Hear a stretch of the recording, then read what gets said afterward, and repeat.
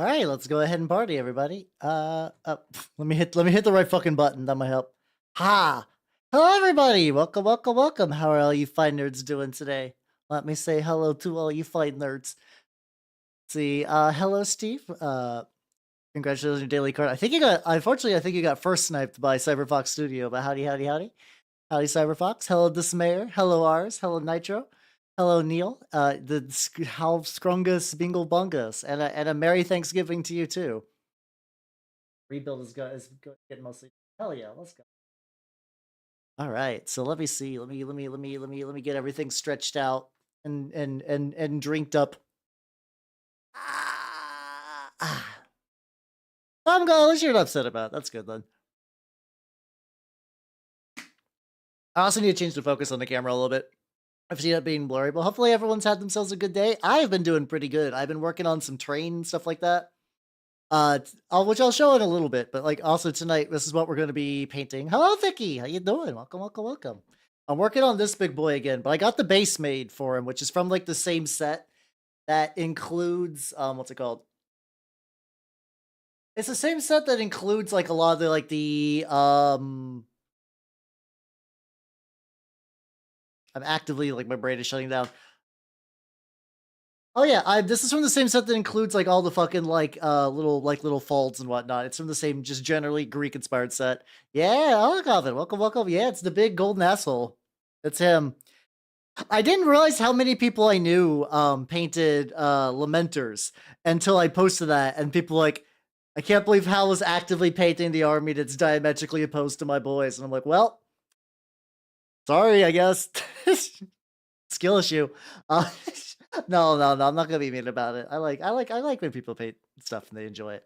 Oh yeah, let me show you real quick too. There we go.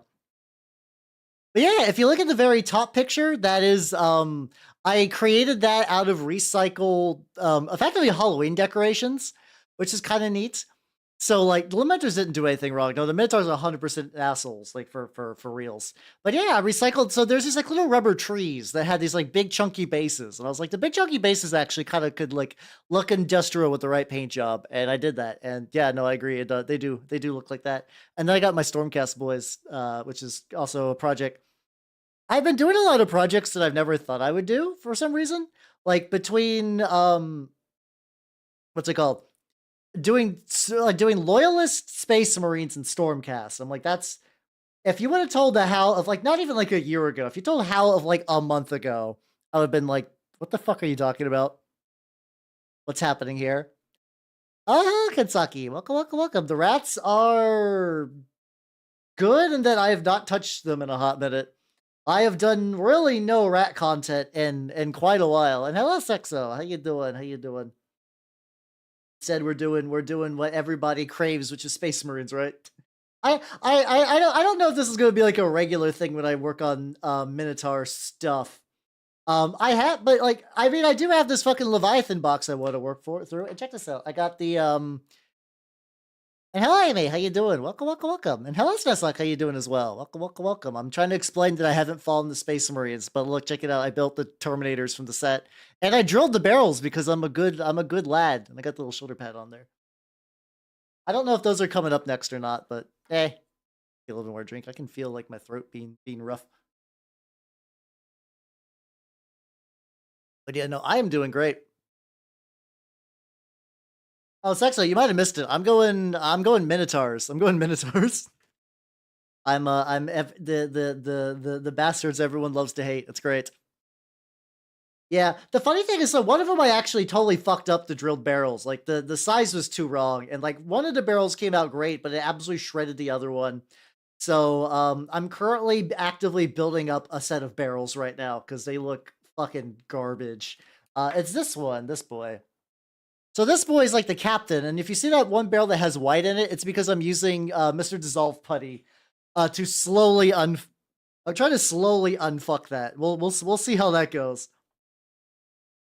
We'll see it. We'll see how that goes. I don't have a lot of faith in that. There's not a knife. That's worrying.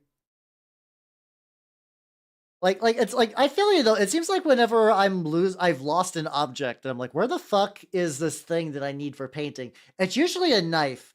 It's usually I'm like, where the fuck did my knives go? But I think it's because I also use a lot of knives for like cutting boxes and whatnot.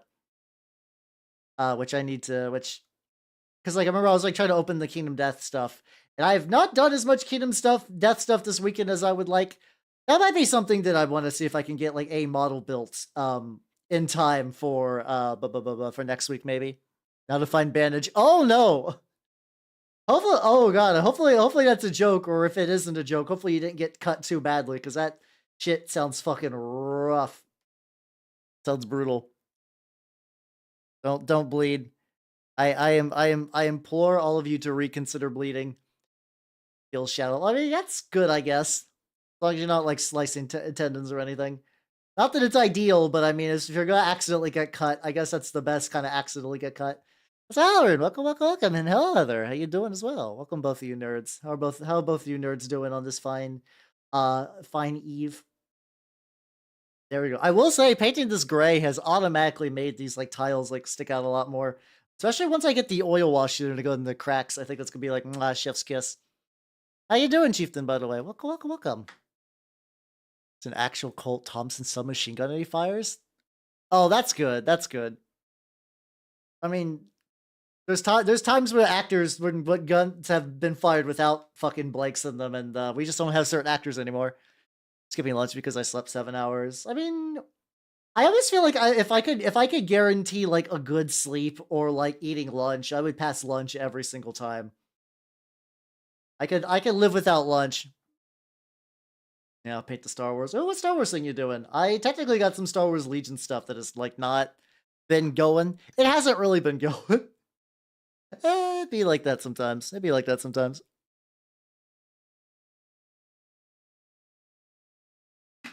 It happens every now and then.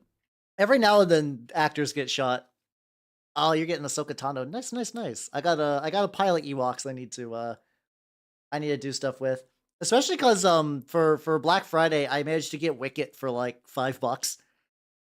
Apparently nobody at my local shop wanted Ewoks for Star Wars Legion, and I was like, ooh, I will take Ewoks for Star Wars Legion. I will do that. I will do that. I'm like, that's I don't know why. It's I think it's just because like I appreciate the jankiness of having a whole Ewok army. I remember I didn't play Ewoks in Star Wars Destiny, but that's because like it was kind of a like objectively terrible deck. Star Wars Destiny was like I think I mentioned it a couple of times. It's a game it's a war game, not war game. It's a card game that was kind of neat, but it did perish because it was poorly managed. Um, but basically, it was like a dice-based card game where you had a character and they each had a unique die that had different faces that would be like do damage or build shields. And usually the big thing is that every character had like a special symbol that when you rolled that, it would trigger their ability, which would usually do a bunch of cool shit. So like you would be like, oh yeah, like I think it was like I remember for a while, even though I did not like the characters, I did play Kylo and Rey because they had like a unique partner mechanic where like Rey could put shields on people and Kylo could remove shields on your own dudes to do extra targeted ping damage, which was kind of rare for that game. It was a neat game but it covered a lot of bits of the franchise I did not care for, but I was like, I can generally do whatever. What's also that? Welcome, welcome, welcome. How you doing? How you doing? Also, hell yeah, fuck yeah. For putting multiple models on a single base. Are you doing it I guess I'm trying to think of it. What kind of multiple models and what kind of base are you talking about? Also, I'll guess so. Welcome, welcome, welcome. How you doing? How you doing? Like, are you gonna have like one of those like rectangular trays where there's like the little individual circular or square bases that you can pop in and out? I think I prefer those style as opposed to the ones that are like multi-base, but like the entire like all the models are just stuck on the base and you can never remove them. I think it's because whenever I think of those, I just realize that like if the game those models belong to ever die, those minis are useless. Whereas the other option, oh, the one giant basin. So I have never done that really. So I don't really have any specific advice other than like I mean I guess if you're doing it that way, you see it as like building a little diorama. So just like yeah, just try to set like a little scene. I think that would be nice. Just kind of put everyone together and make it look like that. Like if they're not on the battlefield, like this is like a little slice of something. So you can put extra like terrain bits and little rocks and little decorations and stuff like that. Also, hi, Bonnie. How you doing? How you doing? Welcome, welcome, welcome. Oh yeah, no, she's not Leku because she's not a Twi'lek. She's that whatever the fuck her species is, the orange uh I don't know. I'm like whatever. Also, hi, Bonnie. Welcome, welcome, welcome. That's a pretty base. Thank you. So this is it's a combination, Sorgruta, thank you. That was gonna drive me nuts. This is a combination of a couple of different basing techniques. This is just a 3D printed base topper for a lot of it. Um, However, what I've done is I put some bodies on there, which I don't know if you guys can super see right now. I have a one-page rule. Effectively, I have a bunch of models that are like totally not Nurgle inspired from one-page rules, and I was like, I'm just gonna like chop them up and put them on a base and then put them with drying textured paste around it. So that ways I could be like my Minotaurs are stomping my own Nurgle army, which is I think that's fun. I think it's fun to have rival armies. I think that's such a neat idea. I was like, oh yeah, I'll make this army diametrically opposed to all my Death Guard stuff. I'm just gonna have them stomp on some like legally distinct plague bears. Imagine Nurgle in Star Wars. I'm sure somebody's done like a whole bunch of 40k Star Wars crossover shit. There's definitely at least 3 people out there rocking a Stormtrooper Space Marine army. I would not be surprised. Basing by ranks or if you put the models on and then base after. I mean, you could definitely. I think definitely what you should do at the very, very beginning is use blue tack and just like dry fit the models on the base, just to kind of get like a rough idea of how they're going to fit together. And then from there, you can kind of do the rest of your planning. I think that would be the ideal solution. Definitely, if you don't have any. No, no, the huts are pure Slanesh. The huts are pure Slanesh. I know it's really easy to think, ah, yes, fat thing, Nurgle. No, no, Slanesh has also got like a pretty good grip on fat boys, and the huts are definitely like, like excessive wealth and crime and corruption and whatnot. Han Solo Road Trader fanfic that also definitely exists. That also definitely exists. It's there's a kind of nerd that is like, I have two separate interests. I must combine them. And like sometimes like that's fine usually. Sometimes you get some like really weird combos. You're like, I don't think you really thought through either part of this connection. But usually the answer is they don't care. They're just having fun. It's like, okay. I used to be a lot more critical on those kind of like things that don't make any sense, but now I'm just like, yeah, whatever. That's fine. Okay, Slanesh. Exactly, exactly. Because here's the thing: how many hookers are you realistically having? Hello, Peachyville. Welcome, welcome, welcome. We're talking. No, listen. We're talking about comparing in Slanesh terms a motorized scooter guy at a Golden Corral versus somebody buying a bunch of hookers. Well, hello, Peachy. Hello, Ezekiel. Hello, Flaming. Welcome, welcome, welcome. How's it going, everybody? If you do not know me, I am Halbernaut the Mimic Elf. I'm a miniature painting VTuber of the Nurgle and Skaven variety. Oh yeah, I can't. I've seen a lot of people play Yuppie Psycho, but I know nothing about it. Was it any good? How have you been enjoying that so far? As many as you can afford. If you're into Slanesh, yeah, definitely. But yeah, like I said, I am a miniature painting VTuber. I'm currently painting a Dreadnought from specifically. I'm doing Minotaurs as my chapter. It's still a little bit work in progress, but I'm working on the base for right now because I want this to look all nice and cool. Psycho was super good. It was lots of story and charm. Ooh, I should look at that then. Maybe should, there's that like whole world of like RPG maker horror that like it's like Mad Father, Yumaniki, um, Al Oni, stuff like that. Where I've been like from the outside, I've been curious and kind of looking at and haven't really interacted in that world. The only one I've really played is Fear and Hunger, which I did like Funger quite a bit. I did like it. I've only gotten one true ending though. Yeah, Minotaurs are kind of just like the Blood Ravens, but they'll kill you for your shit. Where the Blood Ravens, they'll just your stuff will end up in their stuff. I do want to try Funger too. It's weird because I only got one ending in Fear and Hunger 1. Part of me is like, I should go back and get a bunch of other endings before I could do Fear and Hunger 2. But it also really doesn't matter. It's really fun. I'd recommend it. The only warning, I know there's technically a mod for like quote unquote work safe streams. If you see anyone in a bunny suit, just get ready to cover your screen for a little bit. Other than that, I think it's basically fine. I think it's basically fine other than that. There's probably like one or two horrible instances I'm totally blanking on. But I think overall, I think that's probably the big thing you need to watch out for. Just from Deo Steal your shit. Hey, that's mean to accuse someone of being from Ohio. Now, I've been through Ohio a couple of times. It's a relatively alright state. Tactical sensor for bunny suit. Yep. I'm trying to say it in a way that has the minimal spoilers because I don't want to ruin anything. But like, I feel it's my duty. I feel like it's my duty to brace for it. I do want to go. I have been told that going a full boner run on Fear and Hunger 1, where you just go full necromancy. Because initially when I tried to do the full necromancy run, I did not know how the game really works, so that was a terrible idea. But now that kind of an idea. I have like a better idea. Tiberius Specimen probably is. That's the funny thing. Like looking once again, I choose a faction that's made of like totally like irredeemable assholes. I was like just looking at like notable Minotaurs. They're fucking God, what's the name of the dude that runs the chapter? I'm fucking not like not the Primarch. The oh God, what is it? Battle Captain, Captain Master, something like that. Oh God, I'm proven. I'm a mini painter. I'm very new to remembering anything about Space Marines. What's up, son? How you doing? Welcome, welcome, welcome. Angron is fun, but sad tragedy. So you can forgive him for being an asshole a little bit. I am doing very good. I cannot remember important Space Marine terminology, but that's fine. I'm a filthy chaos player anyway, so it's not like a big dealio.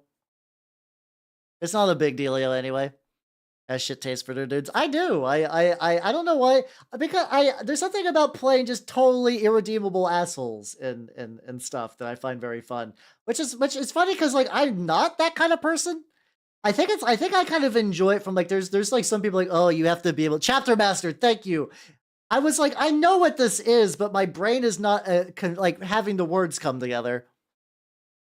Army official scheme and knock shit off. Nice. Hell yeah. Hell yeah, hell yeah, hell yeah, hell yeah, hell yeah. I think my projects are, I got like a couple in the oven that I'm still like kind of sort of working on. All right, so we're getting that done, and I'm feeling incredibly lazy for these boys. Also, hail Bale Buzz, welcome, welcome, welcome. How you doing? How you doing? I'm working on. I guess I could just put the Dreadnought in the corner. There we go. Let's just keep the lad in the corner so people are aware that what the space is going to be for. No idea. I mean, it could be fun at the very least. All right. So I think this is a good time. Oh, this is a perfect time. All right. Because these guys are going to be base trash, I don't want to spend a lot of time working on the fine details. So I'm going to be doing a little bit of slap choppery on them. Also, back by popular demand, behold, my flaming hot Cheetos makeup brush that I use for dry brushing. From a illustrious set of flaming hot Cheetos makeup brushes. Once again, not a joke, not a bit. I own these. I own these.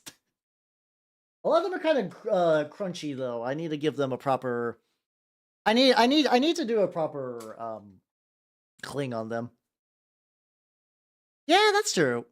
Yes, I am doing Minotaurs actually. Yeah. I kind of went backwards head first into there. I trapped his soul within these brushes until I paint 1,000 models. Chester Cheeto's soul is mine, and he can never leave. Basically though, I did that. I kind of chose the thing of originally. I was like, I've been painting a lot of models in this kind of like tarnished gold color scheme. An example of that. These Stormcast I've been working on. I think she's about ready to like take a picture of. So like I've been digging this color scheme for a while. So it's like, is there any Space Marines that match that? And I saw the Minotaurs, and I was like, I remember. I have like approximate knowledge of a couple Space Marine things, and I remember because like Minotaurs get brought up a lot because they're fucking assholes. Like they're huge fucking dicks. That's all many Dell. Welcome. Also, Peachy, thank you for the Heldrates. Here. Oh yeah, I should stretch for this. I don't know if you've any of you guys see my stretch.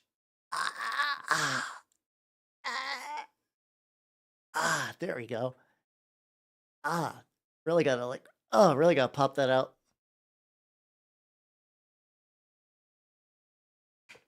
Also, hello, Cement Pinata. Welcome. How you doing? All right, let's go back to proper painting attire. Ha. Oh yeah, maybe hands. Fucking. I don't know. I can no longer from the menu actively like Let's see. There we go. There we go. I think that works. I can't directly ban them from the menu anymore. I think I can do it this way. I might just have to do it. I might just have to do it old school style. Hold on. Hold on, Choto. Ban. Excellent. Excellent. Nice. Hell yeah, hell yeah, hell yeah. Also, congrats on the streak, Nitro. Hell yeah, hell yeah, hell yeah, hell yeah. So I used to be able to just ban suspicious accounts directly from the stream manager, and I cannot do that today apparently. So I just had to do it. I had to do it old school. I'm suspicious of these weird ass usernames because I've been getting hit by them like pretty regularly. But yeah. So it's like the whole bull thing. I mean, I guess that's true. I guess that's a fair point. But yeah, I saw these and I kind of did like a little bit of research into them, and it's like, oh, they have like weird like what's it called? They have like really suspicious history where they like they were cursed founding chapter, weird chimeric gene seed. They're like the bitch boys of the High Lords, but that also means they can break all the rules and they get all the cool toys. Two of them snapped the Custodes in half. So I'm like, fuck yeah, let's go.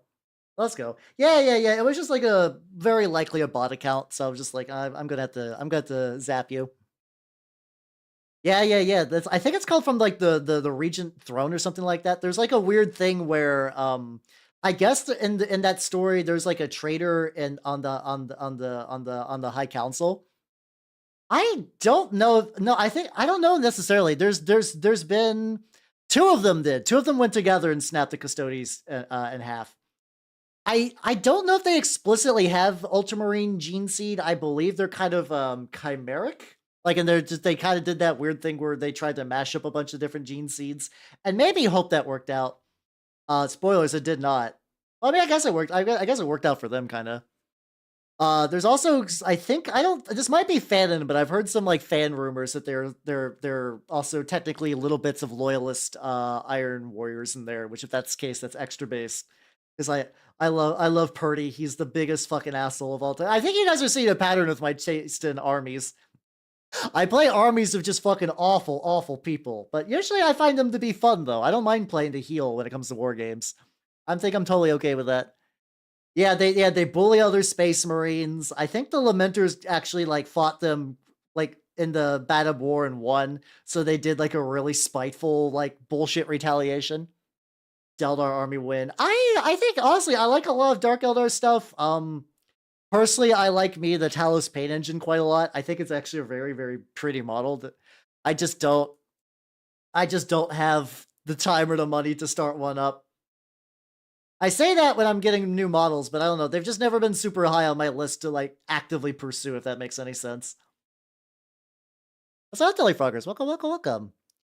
Talking about the Bad War, maybe. I'm not super up to date on the books, and by super up to date, I mean I don't really read a lot of Warhammer books outside of like the codices and whatnot. How you doing though? Welcome. How you doing? I'm totally Fryers. Thank you for the follow and welcome to the workshop. I have a personal theory that once the Horus Heresy, because like the Horus Heresy is about to end, that shit's about to be milked dry, and then what the fuck is Games Workshop going to do? And it's like if you're looking for another pseudo historical era, you just do that. You just do the fucking Bad War, and then you just kind of turn that into a big. I mean, it's probably going to be like Horus Heresy is going to be too grand to have a proper follow up. But I think it's the right way. Came here for the P trade. Fuck yeah, let's go. I'm glad P traded him. Hell yeah. Oh, also, if any of you nerds have what's it called? If any of you nerds have any questions about what I'm doing in terms of stuff, oh god, I feel this is the funny thing is I feel like I used to really like multiversal alternate universe shit. That shit has been beaten into the fucking ground. But Games Workshop is always like a little bit behind the curve, so like I would not be surprised if they just like yeah we're gonna do that.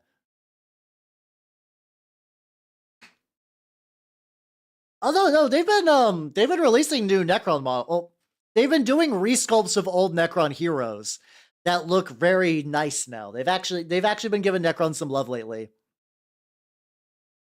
Yeah, I don't know. I liked it as a like when it was just kind of like a fringe thing people were doing to kind of like spice some stuff up, but I don't want it to be used in a very broad sense. Also, hello, Matthew. How you doing? Welcome. Yeah, no. So yeah, I don't think they would do multiversal stuff with Warhams, but I wouldn't put it past them. I get a little bit more gray on this boy. Well, I think it's usually a excuse to explore alternate versions of characters, but some of them do use that to bring back stuff as well, which is kind of annoying. Yeah, I'm kind of glad that the superhero craze is dying down. I've been kind of burnt out on it. I think I was burnt on it like at Infinity War, where like I was like I could not give a fuck, but literally everyone was like, "How you have to see Endgame," and I was like, "Well, okay, I'll watch Infinity War and Endgame and whatnot." And I was like, "Oh, these are kind of neat. This is a neat thing to do." And I was like, "Oh, this is fine." And then I just did not pursue any more beyond that point because I was like, "This is fine. I got all I need from this." So yeah, we're still doing the slap chop method where I'm like going with like a very light dry brush on these boys, because I'm gonna use some contrast to add a little bit of sprucing. Like I said, this guy is he's base filler, so I could not give a shit. Yeah, because that was the perfect ending point, but like it prints too much money, so you can't stop at that. Like you literally you cannot stop. So they would just keep milking it. And I was like, I understand from a business perspective why, but like at that point, like they didn't. It was dumb. It was dumb. Yeah. I'm unfortunately I'm pretty sure that what's happening next is we've been seeing video game movies. Like the Legend of Zelda movies being a thing now, which is weird. Fucking Mario did gangbusters. Sonic has been doing well.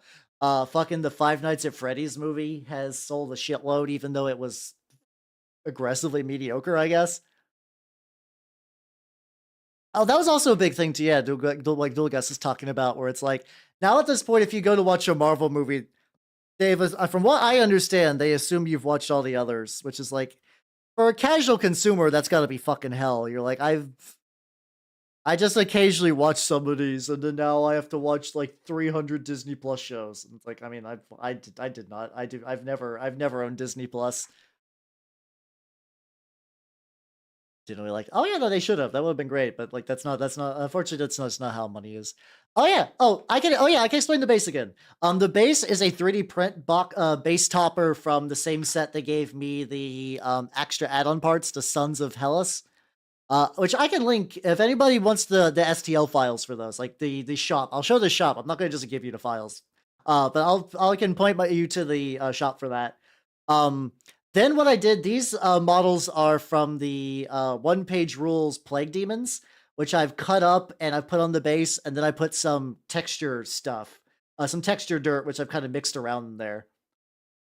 So yeah, this is what I'm doing. I'm doing that yellow for because I want it to be kind of. I want to kind of like look similar to my armies, but without like any amount of the effort behind it.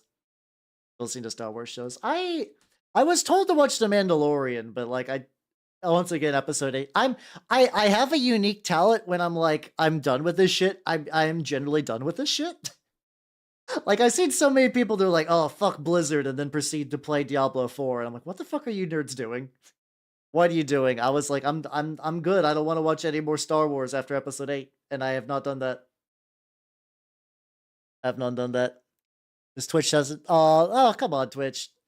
At the very least, you gotta have one for International Talk Like a Pirate Day, which God, if I do that again, my voice is gonna fucking explode. Last International Talk Like a Pirate Day, I spoke like a pirate for 4 hours, and I was told that I sounded like I was ill, like I had strep throat when people heard me talk. And I was like, ah, was that bad, huh?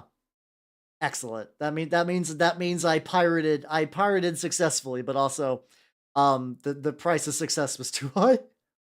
All right, there we go. So we have this guy who is Nasdrag yellowed up a bunch. All right, and we'll get the other one.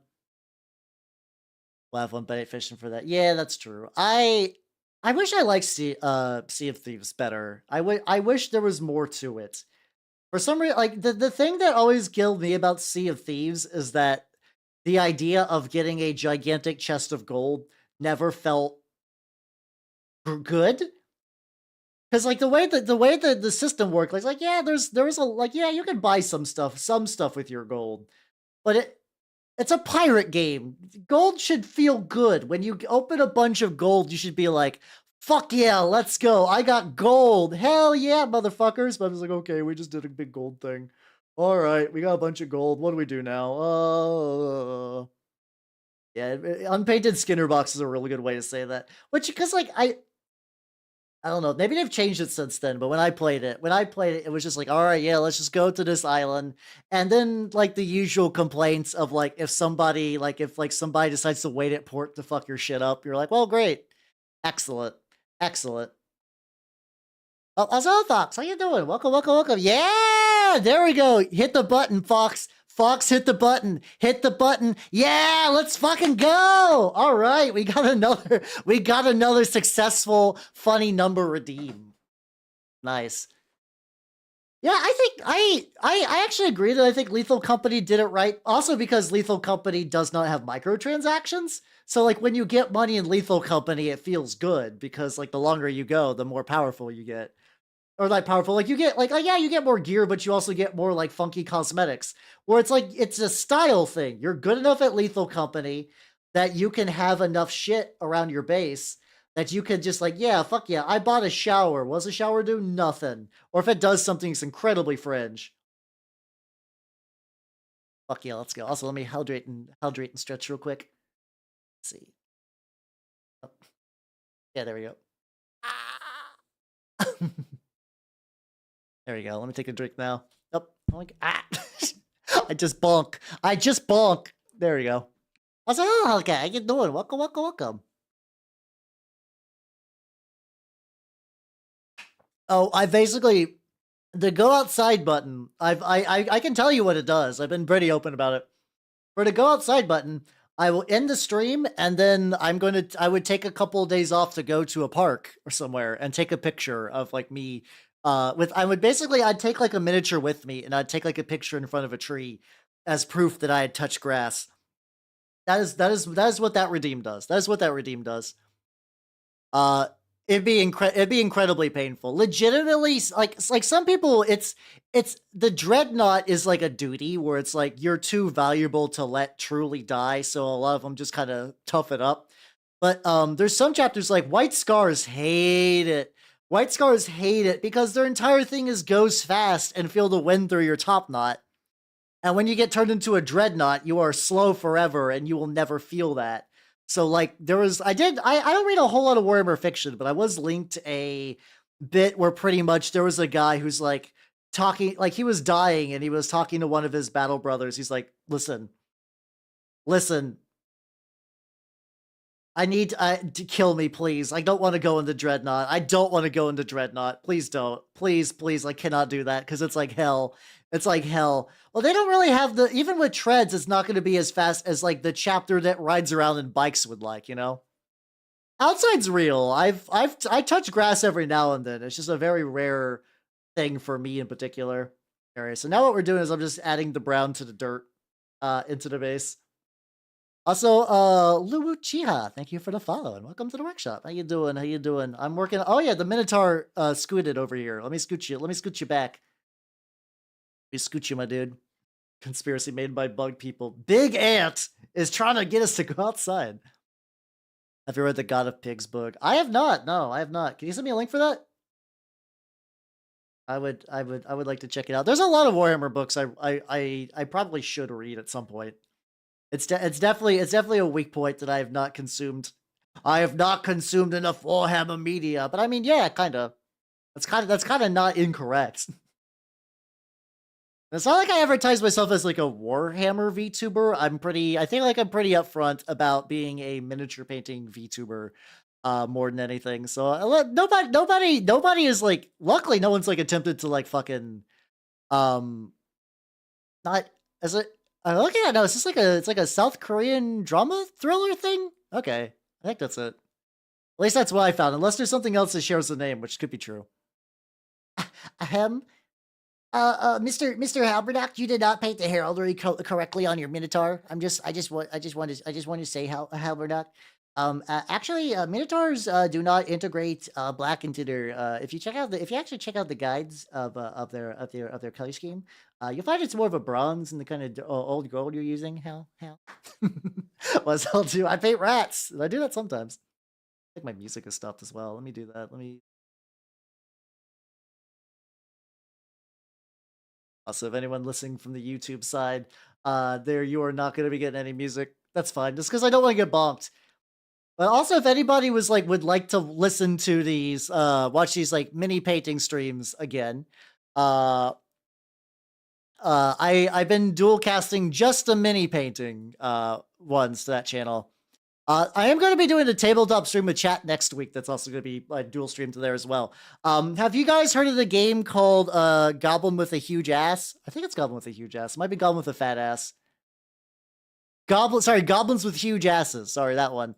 I want to run that game with chat. Because I think I can. It looks like a lot of fun. I think it would be fun to do as like a community thing too. So I'm excited for that. We're gonna see as that's gonna go. Yeah, goblins with huge asses. It's basically it's a RPG made by the guy who made Lancer, and like the Kill 6 Billion Demons guy is a joke. The idea is that you're a bunch of goblins trying to rob someone, but it's hard to do so because your asses are too big. They've alerted the attention of whatever. Don't pull out the same mode watching was concerned at a high grade. Ooh, oh god, no, I hate doing decals and stickers when it comes to Gunpla. Stickers are my least favorite part of doing Gunpla. It's so fucked up. I hate it so much. Ooh, I'll definitely. I haven't pulled up, so I will at very least take a look at or attempt to take a look at if I can. We'll see how it goes. Oh yeah, yeah. No, it's because apparently it's based off of this. Here we go. Apparently it's based off this joke. Which hold on, I wanna. Hold on. I want to read this. I want to read this. Hold on, we're gonna do a little reading segment because I think this is very fun. I'm pretty sure this is where the joke came from. All right, let me mute the music real quick. um, uh, hot literature for mature adults. It's always been a dream to paint Goblins with Huge Asses, a novel about goblins with huge asses by Emily Sackenball. The cops try to stop him, but he'll never stop painting those huge green asses. When Chris finished art school, his professor warned him that no industry would view the giant glistening goblin asses that he loves to paint as art, and that he would be better off painting trees or a clown. But Chris knew he lived in America, the land where dreams are to be chased down and abducted. So he ignored the advice and painted obscene goblins with curvaceous, oiled asses to great success. And you know what? His dream came true. He opened his first gallery of goblins with huge asses, but the cops didn't like it. It's not porn, officer. It's called hentai, and it's art. The cops raided the gallery, but when they drew their guns and pointed them at the paintings of goblins with huge asses, they were struck dumb. They weren't ready for goblins with menacing large asses holding basketballs at their side as to say, yeah, it's bigger than a basketball. And they certainly weren't prepared for 7 huge goblin asses stacked on top of one another with ass fest written under it, all crooked, like the goblin wrote it. The cops were so intensely turned on, they forgot how to masturbate, and their horny energy became trapped inside of them, driving them insane. Now cops are speeding around the city and smashing into other cop cars and exploding and dying. Oh, Jesus. Welcome. Cops are beating themselves to death with their nightsticks because horny for goblin ass is incurable by modern medicine. Some cops try to jerk off their entire bodies and accidentally hang themselves. This book is mostly cops dying in vivid detail. The characters at the beginning of the book quickly disappear. It becomes cops fantasizing about goblins with huge asses and then dying over and over again. So the book seems to run out of pages. Wallace Redder, transnational book reader. Dances are bad. Welcome. I'm running goblins with huge asses on Tuesday, and I thought it'd be funny. I'm pretty sure that's where the joke came from. I'm pretty sure that's where it originated from. Here we go. We'll put it. Well, here I'll put it next to my wonderful sponsor, Collectible Squids. And if you would like to buy goblins with no asses, you should go to my sponsor, Squids, where you can buy a Gloomspite Glitz Force. Gloomspite Gits Force. There we go. For all your for all your goblin needs.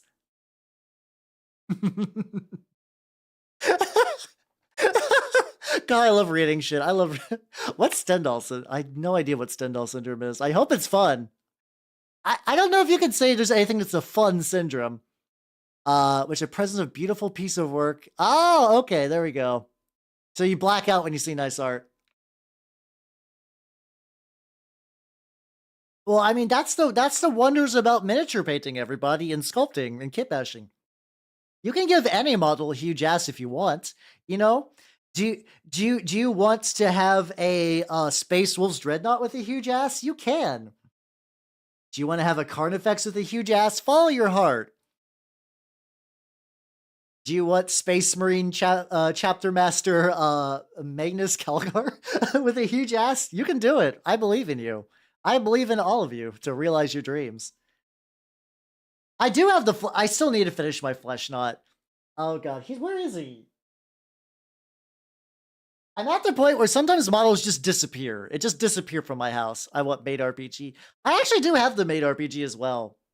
It's weird. I love the Made RPG. It's legitimately one of my favorite systems for one-shots. I just haven't run it on stream, which is odd. I need artisanal asses. Hand sculpted. There we go. Like that one guy that gave his Tau battle suits huge asses for some reason and huge tits, and they look weird. They look so weird. Like it's like there's big butts and then there's grotesque like hyper shit that I'm not a fan of. Like more power to that person for doing that, but like it is a blight. All right, let's get the dirt around the sides. You like to draw made so oh yeah, no, I've seen there's like a whole series of like 3D printable made Space Marines. If I wanted made Space Marines, I could make that happen. I could 3D print some made Space Marines. I'm also trying to get like a little bit of brown on the edges of the fallen plague demons, quote unquote plague demons. I did paint a Neurothictor. If you would like to see my Neurothictor, you can check out my Instagram, which is here, including stuff that is not. My art comes in Neurothictor and not Neurothictor varieties. There's really only two. There's only real two distinctions on there. But yeah, check that out. Check that out if you're into that kind of thing. Go get a little bit on there. Turn her into a Riptide. I mean, you could probably do that. I mean, Frame Arms Girls have proved that you can basically take any mech design and make them cute anime with the right application of stuff. I haven't got a Frame Arms Girl. I still have a Megami device Lancer that I need to build. I used to do more model kit stuff, but because I kind of like fell back into the mini painting realm, I haven't really touched that side of things in a while. I did like one model building stream, but that was just me doing what's it called? Like, oh, that doesn't look good. No. I think I'm just gonna paint that like I don't know. I guess that's fine if it's like a little rough around the edges. That's because there's like gonna be like a little bit of dirt in there. Anime figures like a shockingly good lore chain. Oh, I believe like once you get to the big greater demons, you can you have like a lot more mass to work with, if that makes any sense. Like you can actually like you'd be like, okay, the arms are almost enough of a fit where you can with enough scratch building, you can kind of make the dream happen. It's when you get to the smaller models where you have to kind of like get creative or begin printing your own shit out. It's getting there. So yeah, so unfortunately with the base topper, it did not fit flush with the base no matter how hard I tried. So I had to put in some like extra texture nonsense, but I think that's fine. It's like,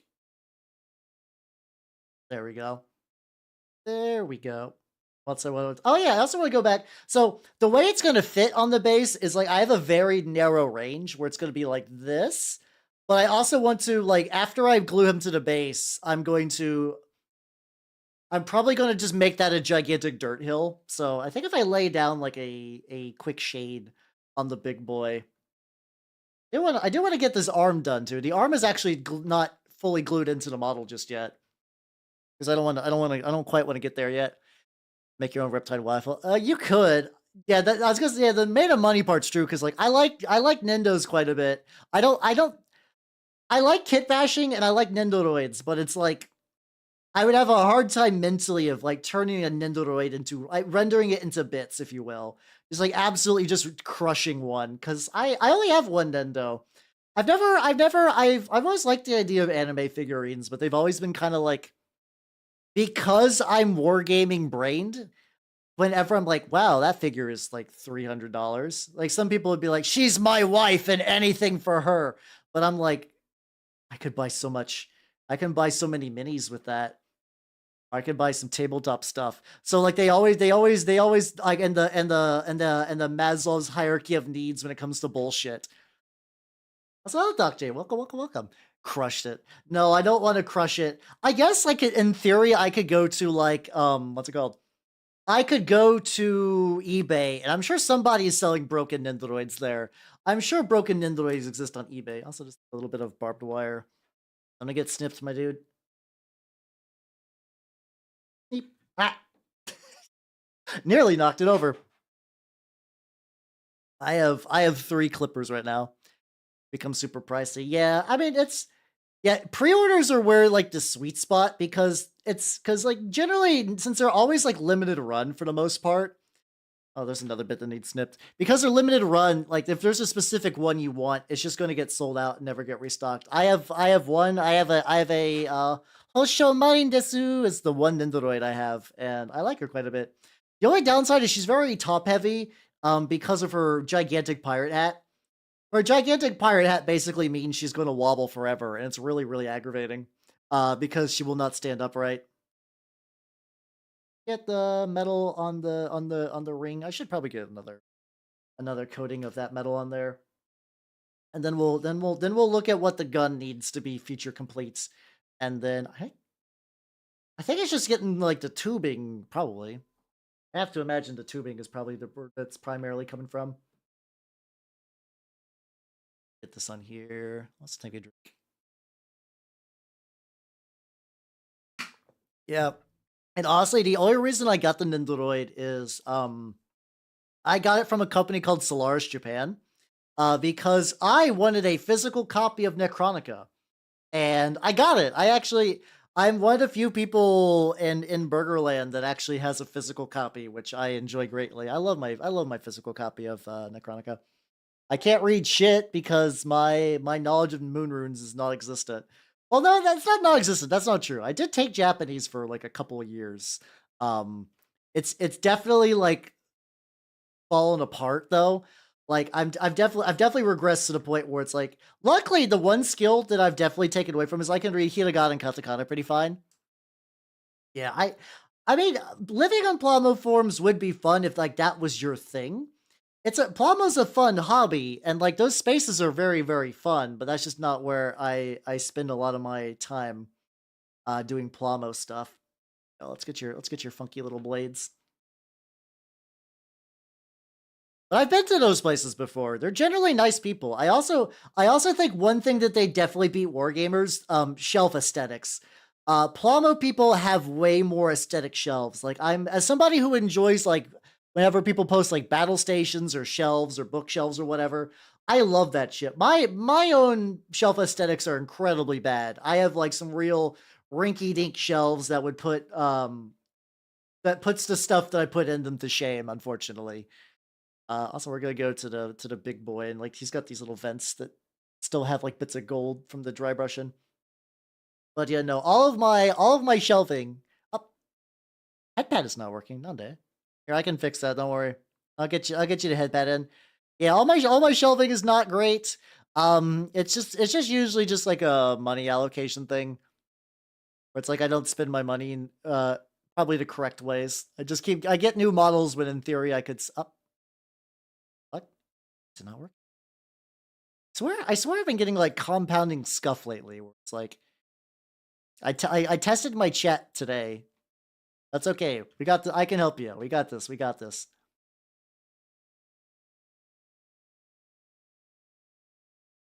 We can do it manual style. Let's fucking go. Hey, there we go. There we go. There we go. There we go. But yeah, it's like really like if I save for that kind of thing, I'd probably. I'm gonna refocus this a bit just because this angle in particular is kind of ass. There we go. There we go. But yeah, I might do that at some point. I would like to get some better shelving at some point. I think it's also too because like In the past, I've moved around a lot. I'm definitely been at my current location a lot more than I have previously, but I rent. I always feel weird investing into, like, nicer furniture because it's like I need at the very end of the day to be able to, like, move it if I need to. Not as like a move at a moment's notice kinda thing. I mean, I guess that could happen in my life. I guess it's not totally out of the realm of possibility. But, I mean more like it's. I don't know. I don't wanna get something big and heavy and nice and sturdy and then find out that, like, oh, in, like, a couple of months, I'm gonna need to, like, pack it up and move. But by the same token, I really don't. Like, I really don't go anymore. Like, I've pretty much settled where I'm at right now. Though I think now if I get any, like, big dumb purchase money, it's gonna be well, first of all, I'm actually come January, I'm gonna be in MagFest, so I'm excited for that because I haven't been to a convention proper in 5 years, something like that. I went to Gen Con 2019. Uh, that was fun. I had fun in Gen Con. Had a cloth and metal pulse, not oak. Yeah, exactly.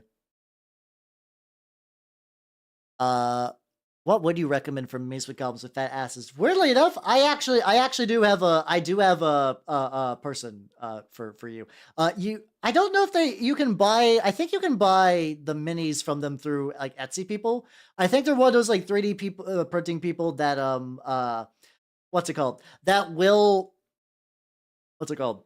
That will like sell their STL rights for people to print physical prints and sell it to people. Give me a quick sec. I will get you silly because it's yeah, exactly, exactly. I get more stuff that could be displayed. But then instead of just getting a nice I should probably get like one Deltoff. I need like one Deltoff, but it's hard to get one to ship to where I'm at. Let's see. Goddess. There we go.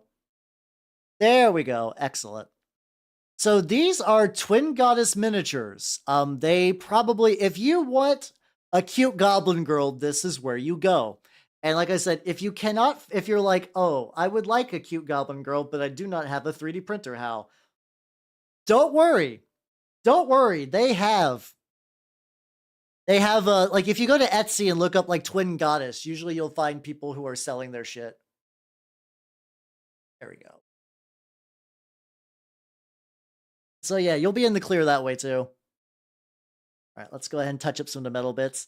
So yeah, they do. They're basically when it comes to like three minis manufacturers, there's like usually two big categories. Is like they make like, do you make miniatures for Dungeons and Dragons or do you make miniatures for Warhammer?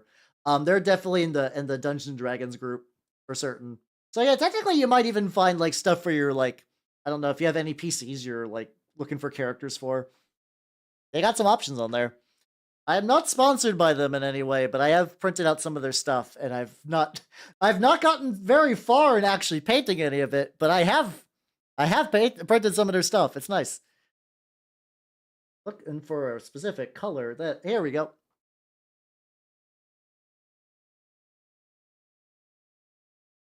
Has to symbol everything I've built because I summoned the wrong hair on the wrong head. Oh no! Hopefully it's not too bad. Hopefully it's not too bad. Is this gonna be like that's the wrong color? I looked at the shape of the bottle of and it ended up putting barbarian flesh. This is the color I was looking for. Here we go. Excellent. God, hopefully, yeah, hopefully that's not going to be too hard to recover from. Yeah, but yeah, no, they do good minis. They do good minis. I'm a fan. I'm a fan. So let me take another drink. Yeah, they're pretty much their thing is like goblin. Like for $1 a month, you can get a goblin. I think I subscribed to them on Tribes for like a couple months. Just I don't know, cause like I like their goblins. Everything else they do is fine, but I'm not really in the market for like I said, I'm not in the market for D&D minis. If I wanted to run D&D, like D&D specifically, I think I have enough minis that would kind of like suit my needs. I still have an entire Reaper Bones Kickstarter from like way back when. I mean I even have stuff I could 3D print if I really wanted to that like would have a different vibe from what they do, which is kind of like the goofier fantasy sort of dealio. Like you're not gonna find any like grim dark like fucking like brutal fantasy minis from Twin Goddess, but that's fine. That's not what they're doing. They're pretty open about like, hey, look, fantasy cowboys. Wow, do you want a tiefling with a fucking big floofy dress? Like a big floofy cowboy dress? Here you go. A Wild West dress, I guess is probably a better way to say that. I'm sure there's really like one cowboy or cowgirl wore a dress, but I don't not the kind that isn't that many. Oh yeah, Artisan Guild does that too. Actually, a lot of mini providers will have like one spicy mini per month. I think Vayvictus has their Bay Victus, which is I think the Bay Victus ones are pretty tame. The funny thing is, I did get I've always subscribed to Artisan Guild for 1 month because they did like Desert Skaven, and I was like, this is the raddest concept ever. Where it's like you had Skaven with like scimitars and turbans and like kind of like desert gear and whatnot, and then you had like their equivalent to what's it called? Also, Evelyn Assen, thank you for the follow. Welcome to the workshop. Welcome, welcome, welcome. But the how you doing? I'm painting a dreadnought. We're talking about pinup minis, I guess. Uh, but yeah, no, I got God, I cannot remember any official name for anything whatsoever. But it's the Skaven guy, like the main Skaven antagonist dude who had the Thanquol and Bone Ripper. There we go. They have like a desert Thanquol that looks pretty fucking sick. Founder wasn't a resource intensive need active Patreon sub. Oh, that's fair. That's fair.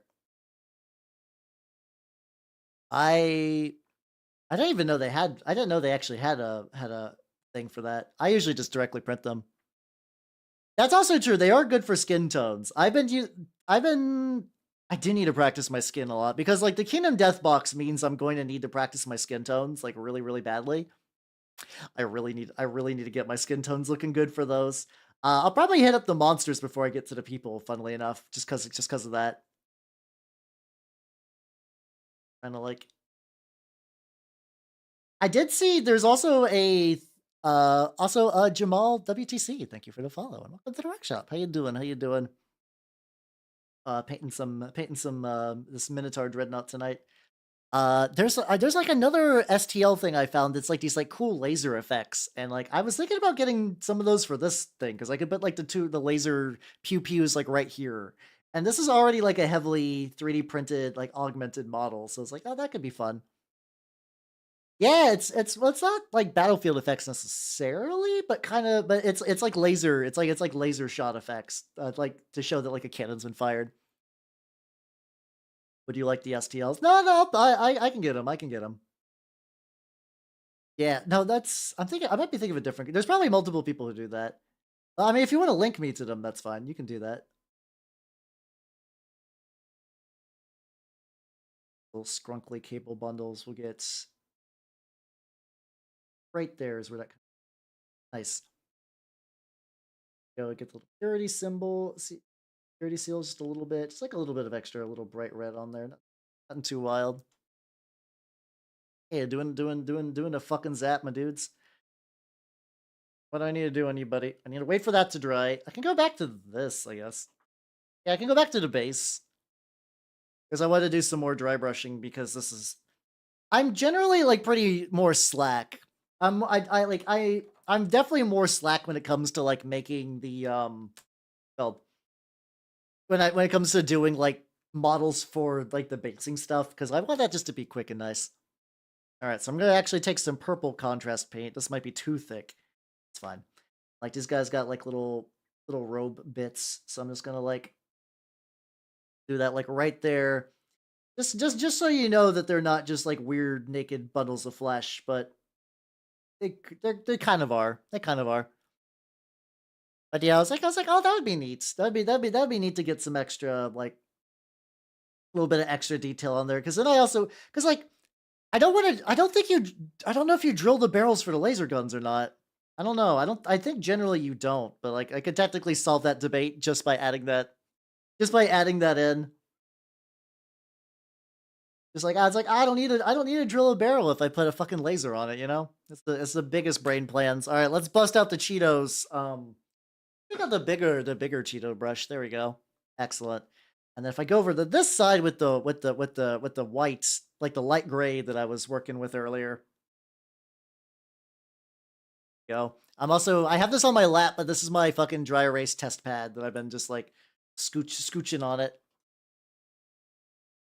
A really cool shield effect. Oh yeah, some like cool lightning effects and stuff like that. I don't think I have any Chaos Knights that have like a proper shield effect, but that would be very nice too. I think I might did the thing where like I'll accidentally wipe too much on the test pad. There we go. There we go. And also, Gambino5, thank you for the follow. Welcome to the workshop. Welcome, welcome, welcome. How you doing? I'm using a flaming hot Cheetos brush. You know, the typical tricks of the trade, if you will. But yeah, no, I've seen a really cool fucking like, especially those like the Cerasus Knights, the leggy knights that I really like. I would really much like a leggy knight one of these days. Um, for my Chaos Knights, I don't know. I still let's see if I want to keep to my New Year's resolution of having a full 2K point Chaos Knight army done by the end of the year. I have what's it called? I have 21 days to get that done. Hello, Bounty. Welcome, welcome, welcome. How you doing? How you doing? Stretch and drink. Ah, ah, there we go. Excellent, excellent, excellent. But the Eye of Horus shin pad. See, that's if I God, I hate that though. I mean, not for that particular, but it's like it's kind of annoying sometimes when it's like I don't play what's it called? I don't play Sons of Horus. I have to remove all these fucking eyes. This is bullshit. Your card. Did it eat your card? Oh no. What the fuck is up with this? Yeah, I'm gonna restart the Twitch bot. It was working earlier and it seems to be acting weird. Also take a screenshot. Also, CT8 Nami, thank you for the follow and welcome to the workshop. Welcome, welcome, welcome. How you doing? How you doing? All right, I'm gonna restart the bot while I dry brush. And apparently there's an update that happened like midstream. I guess that's fucking weird. Okay. Every now and then Twitch will just drop an update, and then when the update drops, it breaks the connection. So I have to keep that updated. All right, it's updating. It's updating. Everybody, bear with me while I Cheeto blast this base. Excellent. Then I need to get a creamy white. I have off-white. There we go. We grab some off-white, and I'm gonna use that for the pillar. Is a normal one. Oh, okay. So it's not. You're not fixed on there. Oh, that's good then. All right. I think we should be good now. I think we should be good as far as redeems go. I guess it was working in the beginning, and then it did not work. So, Twitch, why you like this? Why you like this, Twitch? All right. So now what we're gonna do is we're gonna hit the pillars up. Oh fuck! Hold on. Gotta get this. Gotta get these two little bricks. Gotta get these little bricks. The one downside to dry brushing a 3D print is my 3D printer is like, at this point, the quality is not super good. So it's like if you dry brush, sometimes you can see the print lines, and it's annoying, but it's fine. It's bearable. It's a bearable thing to deal with. Yeah, there's small indie company. Please understand. Well, the thing is, the Mix It Up bot is I don't know who actually runs Mix It Up bot. I don't know. But yeah, I guess the Twitch thing we can blame on them. I know there's so there's this like VTuber named like Shinbags or whatever. And I've been looking at how he's been doing a lot of stuff. Like I've been bookmarking a lot of like he's one of those kind of people that likes to fuck around with the tech of streaming a lot. So doing like a lot of like funky overlay shit and whatnot. And he uses something called Sammy, which I've never used. So I want to try Sammy out at some point, maybe. Because if it's like I don't know, I'm not married to Mix It Up bot, even though I've been using it for a while. But if it can stop breaking midstream, that would be so fucking goy. All right. Oh yeah. So dry brushing these little pillars with this kind of off white has been pretty good. It's been pretty good. A little bit more of that off white though. I put it up. I did. I was being a good boy, and I'm actually putting up my paints when I used my desk is still. I have 3 big paint holders that I 3D printed, and all of my paints are now basically migrated around those. When I did my big cleaning streak this weekend, in theory I could have fixed that, but I didn't because I'm a fool. Oh, looks like we got looks like we got an ad break. Let's see. Can't really stop too much because I need to get. I already have the paint on here, so I guess I'm gonna keep mashing away at the dry brushing on this pillar. This is very nice. The one thing about dry brushing on the pillars, that's pretty cool is like the rough texture that does kind of actually add to like the grainy bits of the pillars, which is nice. There we go. Welcome back, everybody. Welcome back. You did not miss anything conversation wise. I was just saying that, what's it called? Dry brushing a pillar be nice. It's almost empty bad habit. Yeah, no, that bad habit is real. God, that habit's so fucking real. I, what's it called? Cause like I printed a couple. I printed 3 of them. Probably I just need to print more and I need to make it so I could like swap them in and out. Like these are my reds. These are my warm colors, my cool colors, my G-dub spots, stuff like that. All right, so now what I'm gonna do is it khaki or did I use buff? I think I used buff. Stone gray. How did I use earlier? That's fine. I'm gonna do a quick dry brush of the dirt, and then I think this will be good until I oil wash it, and then I'm gonna give the base a proper black paint rim when it's all nice and done. I assume this won't be too bright. How big is my? Oh, there we go. I was like, is this gonna be a big enough? Perfect. No, it's like just the right size. I'm glad they're actually gonna use the Cheetos brushes today. I used them a little bit, and uh, between them needing to get like a little bit of cleanup done, a lot of other ones like the sizes are very weird.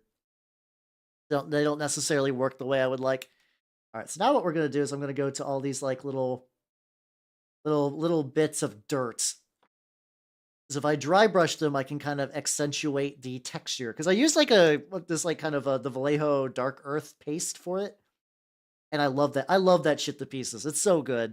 I don't even use it like primarily for the color. It comes in like a kind of like chocolate, like mocha brown, which is fine enough, but also it doesn't fit for like a lot of things I want to do with it. So like usually I'll just put it on just to put it on. Just so there's that like little bit of like nice and sandy kind of earth texture, and then I'll just paint over it. But yeah, no, I've definitely have developed a bad habit of like not cleaning up on myself when I'm done playing with my toys. It's funny how that's just kind of extended to me being like being a goofy internet man, where it's like I just tend to leave a lot of stuff because it's like if it's also I think one of those things where if nobody's actively watching you maintain a cling and like when I say cling, I don't mean like it's like bad. I mean it's just like there's stuff everywhere. I have a cling house in terms of like dust and whatnot, like dust and dirt and like get everything getting vacuumed. It's just when it comes to there's just like piles of cards and books and whatnot. Anybody who lives with me has to realize that that's just going to be that's just going to yeah. Oh yeah, exactly. My house is untidy. Excellent. That's what I should start. I'm going to start saying that now. Yeah, hold on. I'm gonna focus the camera real bit because I don't think you guys can see like the how the edges turn out. There we go. Yeah, check it out. So this is how that I'm creating that texture for this, which is nice. Which is good because like I think in general I've heard from a lot of painters they're like, "Oh yeah, if you're going to dry brush some stuff instead of like maybe try dry brushing like an off-white or like a yellow or something like that as like an alternative to dry brushing white on some stuff. It gives it a little bit of oomph, a little bit of pizzazz. Get you a little bit.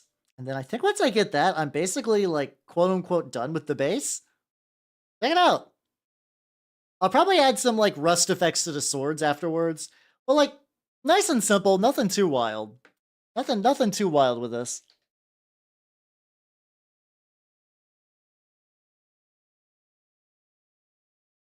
So yeah, I'm gonna and then so it's eventually gonna fit like this when I'm done with it.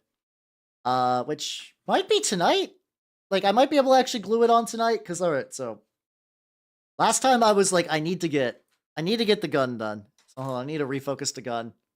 Hey, let me put the big boys in the corner where they're just kind of like looking. Let's go ahead and focus on the I think auto cannon. There we go. I remember what weapons do. I remember weapons of models I have. That's not true. That's a lie. That's a bold-faced lie. Hmm. All right. So we got the cabling. The cave one's gonna be a little splotchy, but that's also fine. Hey, honestly, let me do a quick search.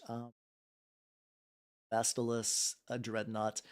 Sometimes I like to see how other people have colored things, so I can kind of use that as like a little bit of indication. I think most people don't color the barrels specifically. Like, I mean, they'll okay. But I mean, like, they won't take these like back bits and give them any like special coloration. People, it seems to be pretty flat, which is actually kind of interesting. Like, even I'm seeing some stuff where people have done like laser burn, but they keep the coils and stuff together like roughly the same. Oh, well, that's cool. I mean, that's cool for me. That just means it'll be easier for me to get this in tip-top shape, ready to party. So if I just go to the coils and just kind of give some of them a little bit more of the metal. Yeah, yeah. Usually it seems like the muzzle will have a color of the firing effect. I think I will 3D print some of those laser blasts because I think they're kind of neat. Also, like the whole set's only like what, like $8, and it's just nothing but pizzazz. Like I can basically just put that. I can basically reuse those for like all kinds of shit. Like once I get them. That's something I really like about going for like 3D print stuff is like for especially for like special effects and like little gear bits and whatnot. You get a lot of value. Like this, I basically because I got this one pack that has like a bunch of bits for my Minotaurs, I can pretty much use them with anything. So like, let me show you a quick example. So like for my Minotaur Terminators, or they have these like little Minotaur like little shoulder pads because I hate doing decals and whatnot. I think that's one of the things that ever kept me from doing also his arm fall off, but I didn't glue it on there, so that's fine. I hate stickers. I hate decals.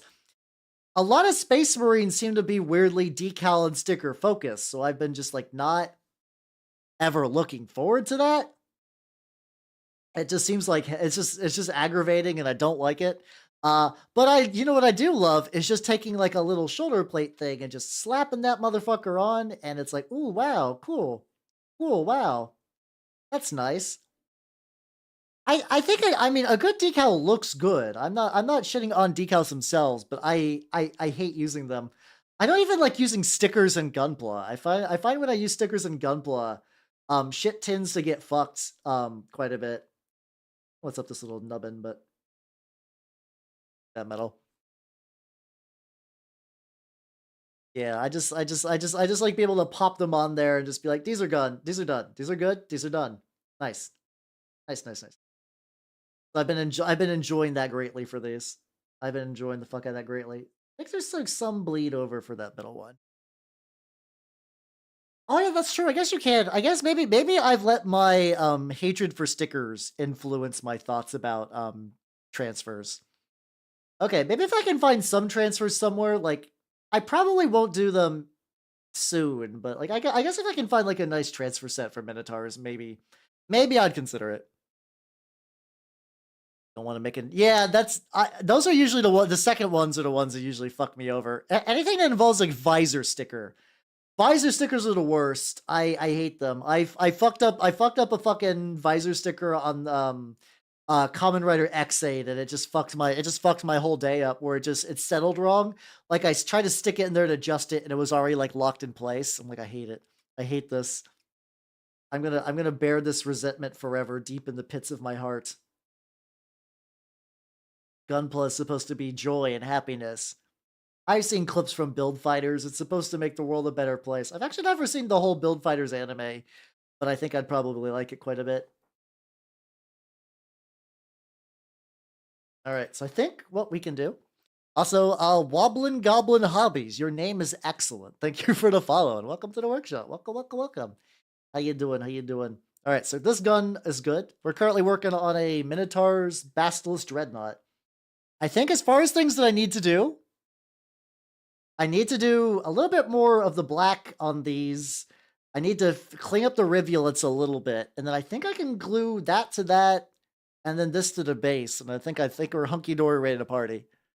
How you doing, wobbling goblin hobblins? Oh yeah, we were talking about the new hit miniatures game, a goblin with a fat ass. Black Templars. There we go. How you doing? Really well. Fuck yeah, let's go. Let's go. Yeah, I am Hobbernup the Mimic Elf. I'm a miniature painting VTuber of the Nurgle and Skaven variety. and I am working on. Usually, I'm more of a chaos painter. For some reason, I found that I've had these Leviathan Marines kicking around for a while, and I'm like, it'd be fun if I like painted them and stuff. I've actually been pretty good at doing that. Right, work on the. I like the contrast Black Templar here because it just kind of slides into the recess. Good. Found the light. No, no, this is gonna be. I don't know if anyone can say the Minotaurs are the chapter for finding the light. They're certainly a loyalist chapter, I guess. I guess so. Finding the light, I feel like is very strong. Loosen there. Have I eaten, watered, saved, slept today? I have not saved anything. Nothing has been saved. I have eaten leftover Thanksgiving, and I looked up a recipe for how to make a lunch quiche that I think would be good instead of just having sandwiches like I do during lunch. I have drank. I have consumed vast quantities of Voltaire, which is pretty good. Focuses. And I have not slept today. That'll be later. There we go. I have answered your riddle. What's my prize? Any port? No. Yeah, fair point. Fair point. Yeah, I'm just basically like I said. I like this because it's since it's the consistency of a thick wash. I can kind of use that to kind of like direct it a bit easier for this purposes. If that means I've had to do like two coats of black, but like that also means I can just kind of like put my brush in there, hit up the edges, and just kind of like follow the curvature of all these bits. It's been supremely nice. I also know some people really like black Templar contrast for like cloaks and stuff, or like adding shadows to places. I mean, like I know you can do that with like washes and stuff like that, but I think it's because it's effectively like thick Nuln oil. Nuln oil? I always pronounce them wrong. Like thick Nuln oil, so you get like a little bit. You get a little bit more control. It's the first time I've really used it like this, but I've been pretty happy with the results.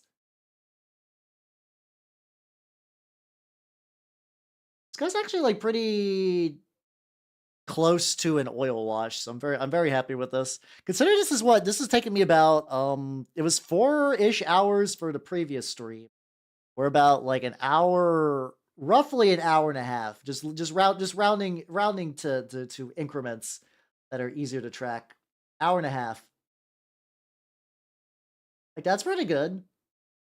In terms of me mini painting, this is fantastic because I am a slow ass painter. I am a very slow painter, I think. Because I see people around me knocking out like full armies. Also, that is a bot.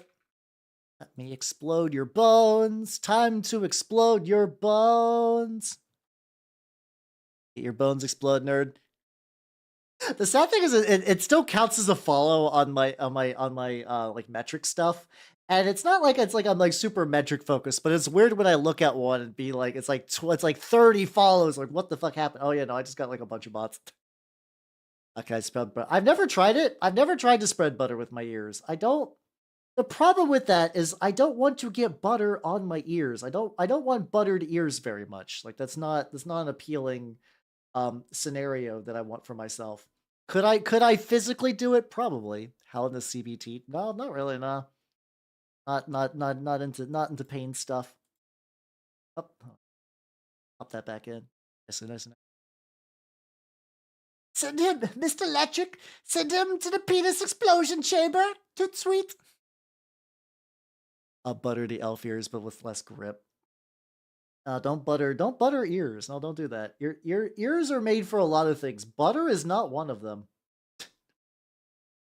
If you're attempting to butter ears, I might need to introduce you to my friend Jesus to absolve you of your heathen sins. All right, how do I get? I guess the metal for that for like the little ringy ding things is probably fine. I do. He's got some like little cables going back there, but I don't think anyone ever really notices those cables a whole lot. I could make one red if I wanted to. Jesus is live on Twitch. Hey everybody, if you like Jesus' content, make sure to like, comment, subscribe. Oh. I I that kind of thing just makes me think of a youth pastor of like, you know what? You know what? All the cool kids are like, commenting, and subscribing to God. Jesus is banned for having open wounds. Ah, true. Tragic, tragic. That's one of the reasons that I am legit like, I don't think I would ever cut myself with like an X-Acto knife when I'm doing like, I don't use a, does people know, I don't use an X-Acto knife quite a bit in mini, like building. I'm kind of, part of me is like a little bit paranoid about ever busting it out for that reason. Okay, there we go. No, no, we just mentioned regular Jesus, you know, good old fashioned Jesus, like grandma used to make. I guess you technically could say a priest can make good old fashioned Jesus depending on the how the communion wafers are done. Am I the only like, I haven't been to a church in a while, but I went to a Catholic elementary school, and sometimes I miss the taste of communion wafers, unironically. Like this is not me being a bit. They had these like really like, oh, they were good. And I've looked, you can't just order communion wafers, but like I haven't quite reached that level of like craving them just yet. It's like if you go to, but also if you go to a certain church, you don't know which one you're gonna get. 3-day live stream, Jesus, incredible. Sending marshmallows to Jesus to let you know he saved your life. Excellent. And how the wife, yeah, exactly. They gotta get the seasoning, which is the Lord. Oh, for some reason, when I'm looking for paints these days, I'm doing like air drums, which doesn't make any sense. I've never done that before. I'm developing new ticks live on stream. That's excellent. I love that. All right. So we're gonna get a little bit more warp block bronze. So I can add it to, hold on. So I can add it to like the little ringlets on the armor. This, we're gonna use my good one. We're gonna use the good one I got that was like pre-moved into. By the way, I did not do this. I did not put it into this bottle. That was done by somebody on eBay. And also, Kai Shion, thank you for the follow. Welcome to the workshop. Welcome, welcome, welcome. How you doing? How you doing? I'm working on my Dreadnought for the Minotaurs. But yeah, I had some people ask me like, how is it worth to like rebottle Games Workshop paints? And it's like, I don't know. I feel I don't know if it's necessarily worth it. But however, I could not find any, what's it called? I couldn't find any Warplock bronze near me, and I needed it real quick. And I was like, I guess I could see if it's on eBay because I was looking for something else on eBay for some reason. I haven't ordered anything on eBay for a while, but for some reason I was just there, and it was like, oh yeah, we pre-sell this in bottles for like slightly more, and I was like, you know what? Let's fucking go, fucking go. A little bit careful and like just kind of getting. Also, I don't know what's up with this. Maybe it's like so thin that it's like actively kind of like breaking up on my palate. I've never had that happen before. There we go. Played Doom Eternal. I need to finish Doom 64 first. Not Doom 64. Fucking Doom 2016. I mean, I've heard Doom 64 is relatively fine, I guess. I haven't played a whole lot of boomer shooters. I can also make those little connector bits like a dark gray too. That could add a little bit to this. But yeah, I feel like I would like boomer shooters probably, but also specifically like those like weird offshoots like Strife or Hex and whatnot. The problem is like, so like there's a lot of fantasy like Doom kind of like boomer shooter things, Doom clones, whatever. But they are incredibly maze-like and full of like really obtuse puzzles, which I'm like, man, those are things I don't like. So thank you for the hydrate. I will do that in a quick sec. I get this last little ring in there.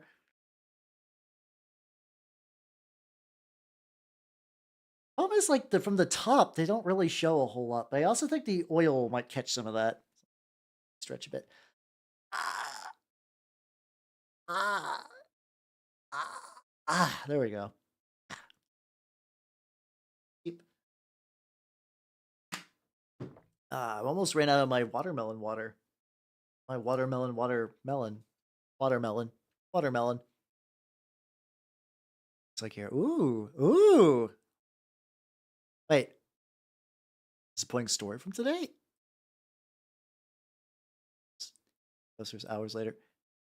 Oh, oh no. Okay. Because I was so confused. I was like, what are you I was like, what do you mean bad story? This sounds great. Oh no. Oh god. Okay, so do they have like any Warhammer stuff or like any miniature stuff? Like is it legitimately front to back Funko Pops? God, that's depressing. God, that's fucking depressing.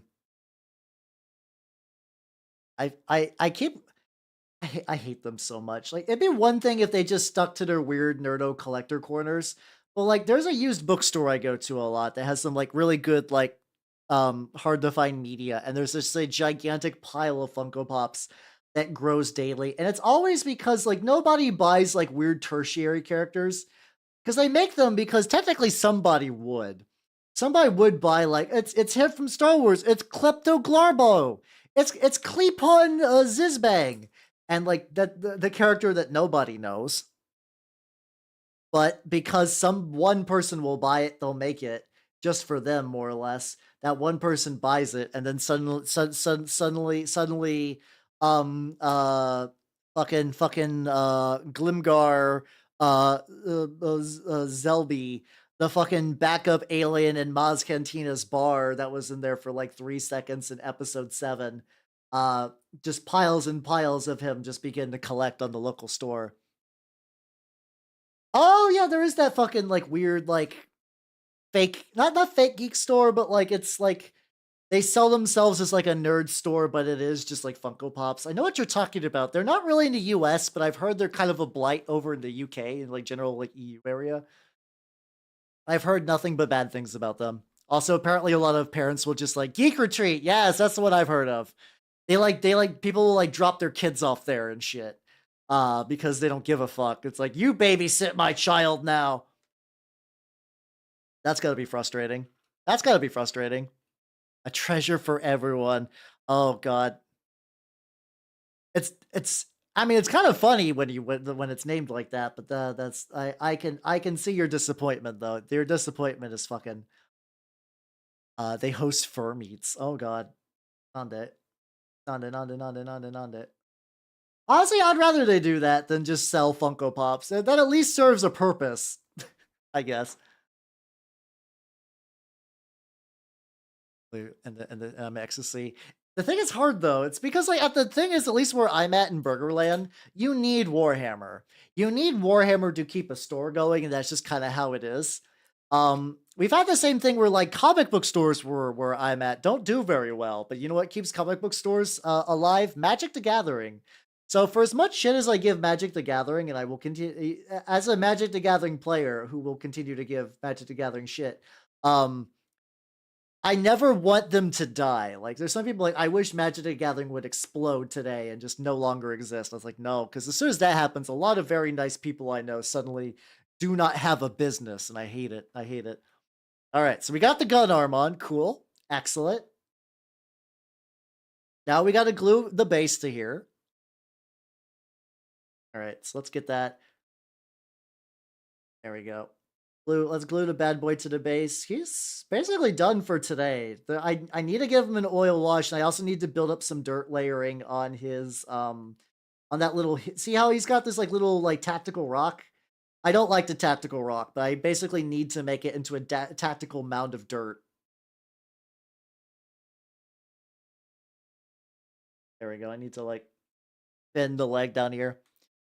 Yeah, yeah, oh, wobbling, you know my pain, yeah. Because like I have a local group that I play Commander with, and I've been playing Commander with some like VTuber adjacent people I know, and it's been fun, but the game is powering a lot of stuff that I don't like, so I've been dialing on that. Why is your stream lagging? Might be Twitch just being dumb. Hopefully it's just like a very minor hiccup. All right. Okay, hold on. Wait, stick on that. And to fate predict, yeah. Why didn't you hack off the rock? The thing is, like, at least for me, the rock is positioned a bit too weird. What I'm gonna do is I'm gonna cover the rock with dirt, kind of like similar to this, and I'm gonna go ahead and just paint over it.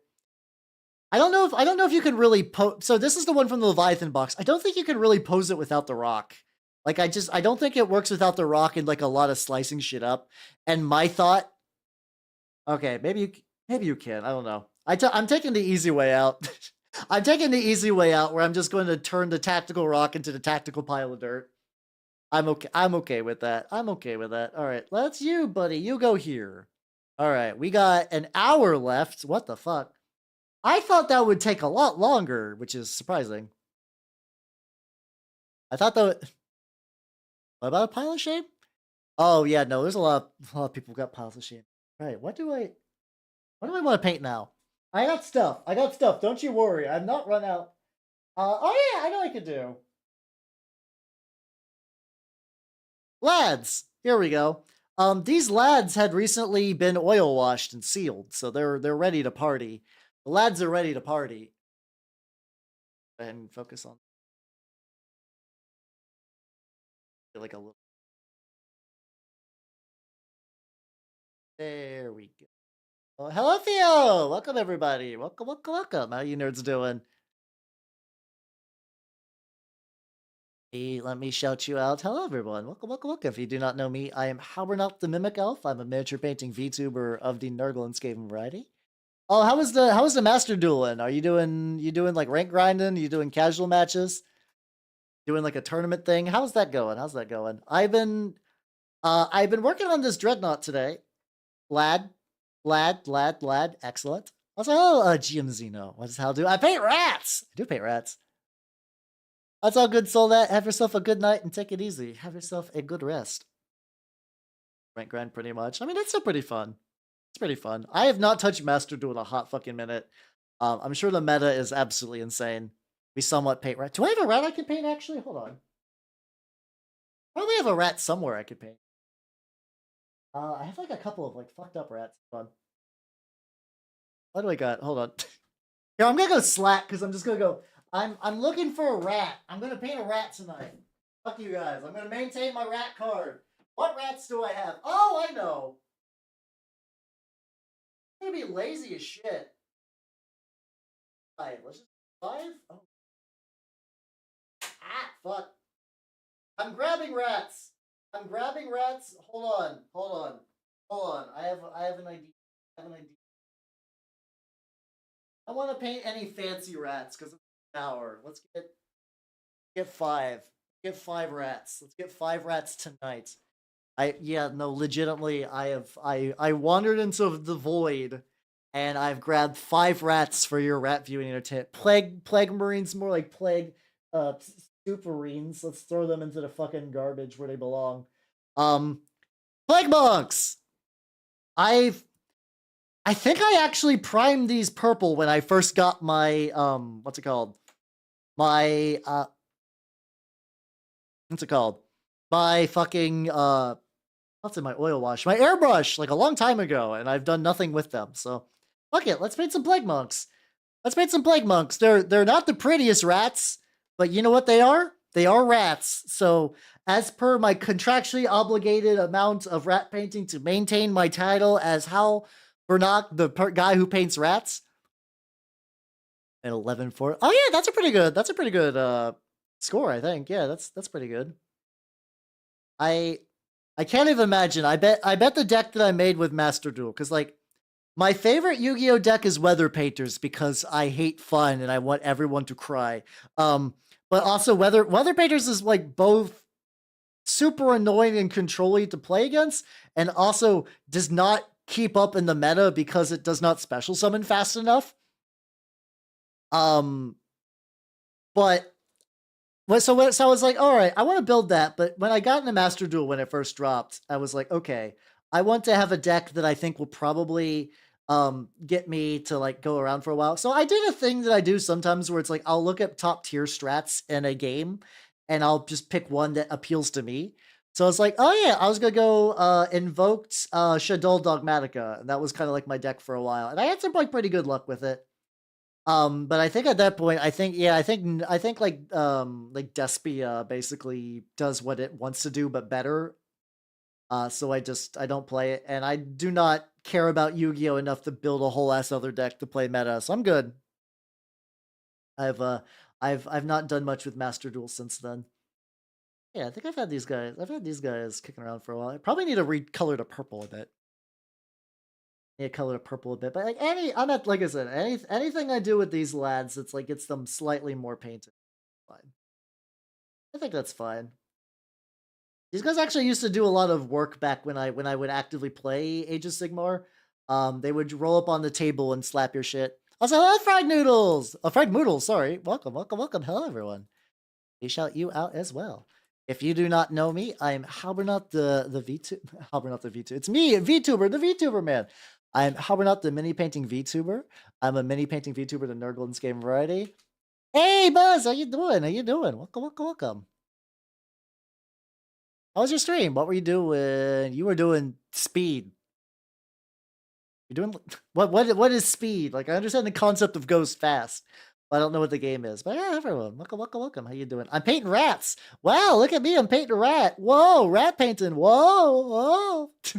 It's because like so he's not done yet, but the bits I need to do later is going to be dependent on other shit. Oh fuck yeah, hell yeah, hell yeah. Appreciate the guidance. I was working on this Dreadnought, this Minotaur Dreadnought, which I need to I probably do want to get those laser effects.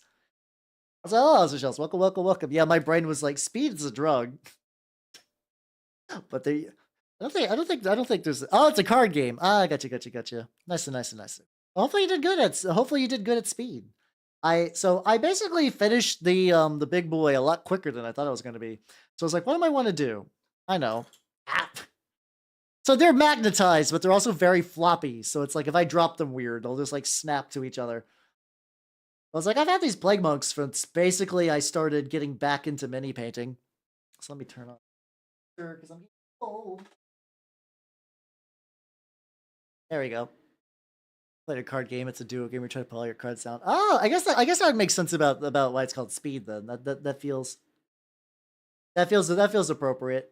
Oh yeah, I'm glad you nerds had fun. I'm glad you nerds had fun. I am as the rat painting VTuber, I'm who doesn't paint rats. What I'm doing at the moment is I am painting rats so that ways it's like when you there's a concept for actors where it's like in order to get your SAG insurance, you have to be like in a movie or be working in a movie, I believe at least once a year. So sometimes actors will like just pick up these like incredibly low effort, like shit tier roles, who are otherwise like good actors. Like I like Nick Cage, but Nick Cage will take anything. Like that's not what I'm talking about. I'm talking about like otherwise like fairly respectable actors that just haven't done anything for a while. Usually kind of older actors too. Haven't been like super relevant in a hot minute. They'll just be like, well, I would like to have insurance for the next year, so I'm just gonna star in this like direct to fucking effectively now direct to streaming services like horror movie that no one will ever watch. And they'll be like, well, all right, I can put my name on the credits on that just to say I did a thing and I can maintain my insurance. It's like that, but for rats. Well, the thing is, I don't mind. Like, I get that like it's a job at the end of the day. So the idea that Nick Cage will just basically do whatever, like he'll join any movie, if the paycheck is there, more or less, I can appreciate. Sometimes that means he's in good movies. Sometimes that means he's in dumpster fires. Every now and then we get some real funny shit like the fucking not the bees, which other than that scene is actually like not particularly interesting. Now, Vampire's Kiss is fun though. Vampire's Kiss is one of those movies where it's just like, holy shit, dude. Yeah, he had like what it was like was it like a divorce thing or no? So there was a while I remember he bought like a haunted, famous Louisiana manor that was it was owned by a lady who would like she owned slaves and she would do horrible things to them, like to the point where other people that owned slaves were like, Jesus Christ, lady, what the fuck are you doing? When she got caught. And supposedly her ghost haunts that manor. And I think Nick Cage bought that at one point, and I think it pretty much was just like another series of just like wasting money. Well, the sad thing about, yeah, I think, yeah, definitely in that category of dumb stuff. I mean, like, there's a historical building with a lot of ghost history behind it, but it's like, yeah, Nick Cage is probably what I would be like if I was an actor. Like, if I could buy a dinosaur skeleton, I probably would. I probably would. I don't necessarily have the best impulse control for purchases, as per this hobby that I fucking do. Like, see, I heard Renfield was bad, but the thing is, Nick Cage's Dracula, perfect casting, flawless victory. It's a good idea, but from what I understand, he didn't like he wasn't really in it a lot, or it was like his role was like relatively minor in the grand scheme of things, despite being fucking Dracula, Dracula Cage. I mean, I also bought Kingdom Death Monster on impulse. Well, my thought is because like it was, even if I bought it on a payment plan from Shopped or whatever.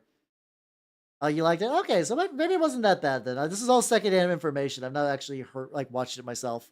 Um, I was like, okay, even if I pay it like in piecemeal through Shop or whatever, I was like, this is still gonna be cheaper than buying it at full price. Oh yeah, Fuck You Money would be great. I dream of the day when I'm debt free is probably more like what I'm cruising towards. Which once again, I mean, all this. But I do like. I do pay my debts on time, so that's good. That's the thing that's happening. It's not too bad. What's up? Oh, they got like a little metal hilt. So that's fine. That's fine. That's fine. That's fine. It's a dumb. Yeah, it's. I mean, a lot of his movies are dumb. I then again, I also did see Mandy. Mandy was a fucking ride. I was glad I saw Mandy in theaters. I don't see a lot of movies in theaters these days. It was like Mandy. God, what are the movies I last saw in theaters? It's like Mandy, Shape of Water, Shin Kamen Rider. I kind of want to see. Apparently, Godzilla -1 is going to be where, like, in my general area, and I like the idea of a Godzilla prequel movie. Seems kind of neat. Oh yeah, I can show off the mimicness. Hold on, let me get a little bit of let me get a little bit of paint on this. How is it? How is Godzilla -1? Let's see. Get that little bit. All right. Now Shin Kamen Rider is pretty legit. All right. All right, Moodles, check this out. All right, here we go. Apron off, and then ha! There we go. Generation's dream. Now I want a car, not worry about bills. I have the car. The car is the thing I got. I just need to. I need to get a bills paid, and I mean the bills get paid off. I just kind of have some. I just kind of have some debts that I got that like student debt and whatnot. The usual. Nothing too wild. Actually gave a shit about the people. Oh yeah, I think that's pretty mission accomplished in the Godzilla movie. Then, not that I don't give a shit about the people in the Godzilla movie, but yeah, there we go. Check it out.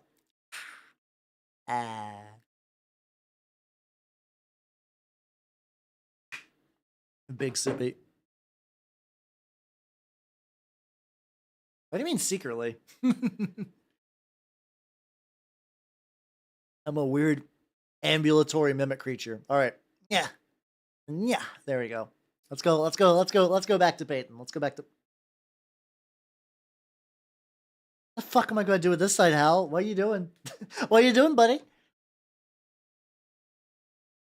Oh yeah, let's go. Yeah, I gotta keep the kneecaps in Smash. Exactly. I mean, I'm not at like the threat of kneecaps. I'm living in the comfortable debt bracket for somebody my age without like a spouse or anything.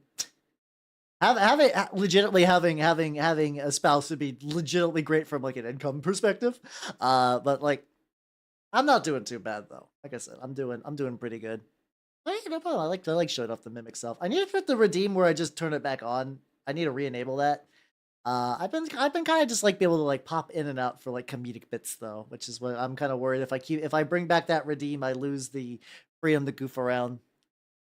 So just to have a heckin' goof with that. All right, let's get the little nublets. Oh, I will hydrate once I get these little nublets done. I'll probably need to touch those up a little bit. That's fine. I'm like today's plan was not to bait rats, so any amount of paint I get on these rats is rats with paint on them. So I will consider that like a minor victory.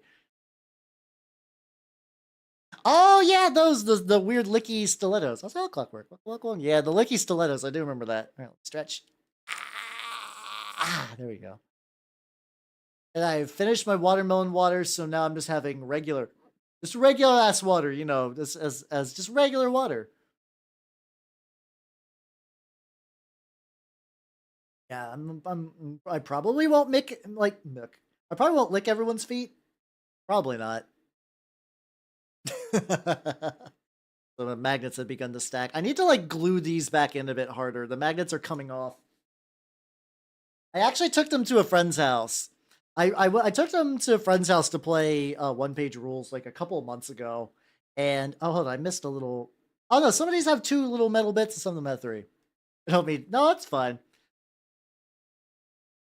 I mean, they're my relatives in the way that like a guy that licks feet is your relative. Like yeah, same species, I guess, but it's not like the connections there. You're fine. It's all good. It's get these Schwartz. Yeah, I think I have like 10 plague monks I painted a long time ago when I was actively playing. And now I have a grand total of 40, I think, because that was just kind of what you would need to run a max size unit in Age of Sigmar at the time. I actually don't I think I can't remember if you can still run a unit of 40 or if you have to do 2 units of 20s. Yeah. Weird distant cousin is appropriate. I think that covers it pretty well. I think that covers it pretty legit. It's all good. It's all good. You know, for now, it's all good. It's all good. Have yourself a good evening, Buzz, and take it easy. Have a good rest. Have a good sleep. That was we got going on now. Okay, we still got plenty of time tonight. I keep thinking it's later because I usually don't like wrap up a model for as far as I can do that night. Like I usually don't get that far in a model. I was like, okay, so this is odd. I don't know what to do. I don't know what to do because I actually made like decent progress. We got this guy's purple. I think if I do like another layer of purple on you and then do the tail, bandage feet. Like these are like the old style of Skaven that are kind of like weird and funky. Like definitely once they did like the plastic clan rats where it's like I like that era Skaven where it's like they got like a nice what's it called? They have like a nice kind of like actual rat shaped head, not like a weird dog rat thing. I know some people will probably be like, I love the dog rat. I love dog rat head. Why did you change it, Games Workshop? Why did you forsake me and my love of weird dog rats? But I don't know. I think they're just more aesthetically pleasing, the kind of like newer Skaven generation style head. Which I mean, I think I'm in the majority on that because they don't do the dog head ones anymore. But I do have a couple though that are like that. So like I said, plague monks are an old sculpt, and I wonder if they're ever going to get like a redo, effectively. What's it called? Because I don't know if they did. Skaven are fucking ripe for a line refresh, and I still don't know if Age of Sigmar 4th edition is going to be a thing anytime soon. But I just keep hearing those rumors that 4th edition is going to be the Age of Skaven, and I don't know if I'm mentally ready for that. I don't know if I'm ready for it, like the part of me that likes Skaven be like, yeah, no, I would love a line refresh. That'd be great. A lot of their models are really old and they show a lot of jank, so you getting some new ones would breathe some life into them and probably reinvigorate the Skaven player base. But also, man, I don't know. I don't know if I could brace for the impact that would be like an entire Skaven line refresh, especially if they did what they did with the fucking Seraphon / Lizardman, whatever. Oh, hold on. Oh, my heater's back on. It is actively cooking. Yes, so I need to turn it around. The one downside to where I'm at is like so I have a I live in an area with heating. It's like on a room by room basis with one of those like kind of like old style like wall built-in radiator things. The problem with it is that it is incredibly inefficient, and basically, if I run that during the winter, my heating bill, my electricity bill goes up to like $300. And it's like, no, that's not, especially because like I don't need it to be that hot. I just need it to be like maintain okayness. But if I get one of these like little space heaters, it does not do that. So it's like, yes, let's go. There's only like occasionally little quirks where it's like I have to aim it away so it blasts warm heat somewhere, not just like directly on any part of my body. We're getting this. We're getting these little guys. I do like. I want to do like a Raycar flesh deal. Usually I do Raycar flesh for like pale rat flesh. So that's probably where we're going to be going with these. That's probably where we're going to be going with these. Actually, probably, I think actually, relatively speaking, out of all my armies, I think my Skaven are probably the closest to being, like, fully painted. I think I could run, if I wanted to, I think I could run a fully painted Skaven list. Uh, in theory, once I get these Plague Monks done. Because it's like, I got a Demon Prince, not Demon Prince, I got the Vermin Lord, which I think you primarily want to summon. I think you just primarily summon the Vermin Lord off of, I want to call it the wrong name. I think you summon the Vermin Lord off of the Screaming Bell, which I have. Well, it's like I got some Giselles, which are not great, but they're there. I think the Skaven army I would build would be hot fucking trash, just based on the. It's like the thing is, what I have been doing is I've been just picking. I'm pretty much entering that arc that I think I told myself that I didn't know I was ever enter. Where it's like, I really like the idea. I'll just keep picking up models that I like. But that means I don't sit down and be like, I have to work on completing a cohesive Skaven army. I have to get a cohesive Skaven army, or else I am not going to do well at the tournaments. And that's just not really a thing I do anymore. So it's the like, do I have a Minotaur army? No, not yet. In theory, I have the Leviathan box bits minus a couple of models I chopped off for Nurgle bits. Like the Terminator Lord and the Terminator Librarian. Which that's gonna be real tragic if I ever need those in the future, because then I'll just have to like rebuy the models. But I don't think I ever will. Alright, then let's purple. Let's purple these guys. Like they are purple, but like this must have been like a really early airbrush attempt. I think I just kept them around my shelf because I was like, one day I will re-airbrush you. I don't think there's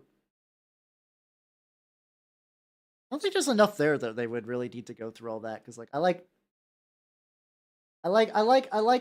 my airbrush, but there's kind of like a lot of setup and nonsense. That it has been helping though. I have basically been, every time I've been airbrushing really anything, like really anything at all. I'm not airbrushing. Sorry, if I've been painting a lot of stuff, I've been at least attempting to airbrush the base coat. If it's not like a Minotaur thing, because Minotaurs I need to just go into like a black coat and then get it done. He's got little trinkets, nonsense back in there. Oh, that's fun. Yay, Hal did not think of I mean, I actually legitimately don't know if when I built these, if I thought it even considered the concept of a sub-assembly.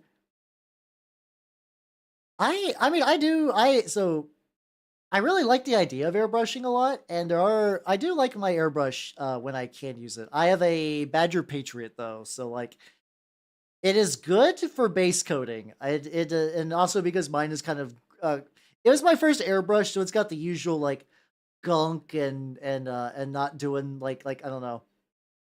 All the little mistakes that I made learning how to airbrush was taken out on that poor brush. So it's not super precise. It's like I can direct it where I need to direct it at, but like I'm not gonna be able to do like really, really cool, super close, like, oh yes, I'm gonna airbrush some glow on the eyes. Like that kind of thing. I can't. Oh, this guy's got like the fucking skeleton face. I do like the Skaven that just have a whole ass fucking dead side of their face.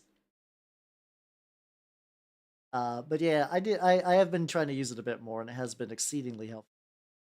It's been nice.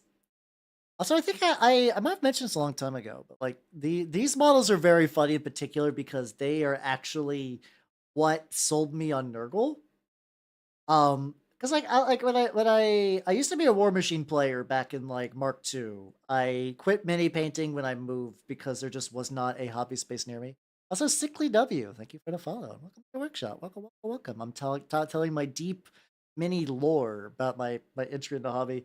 So yeah, you came at a good time. Hell yeah, hell yeah, hell yeah.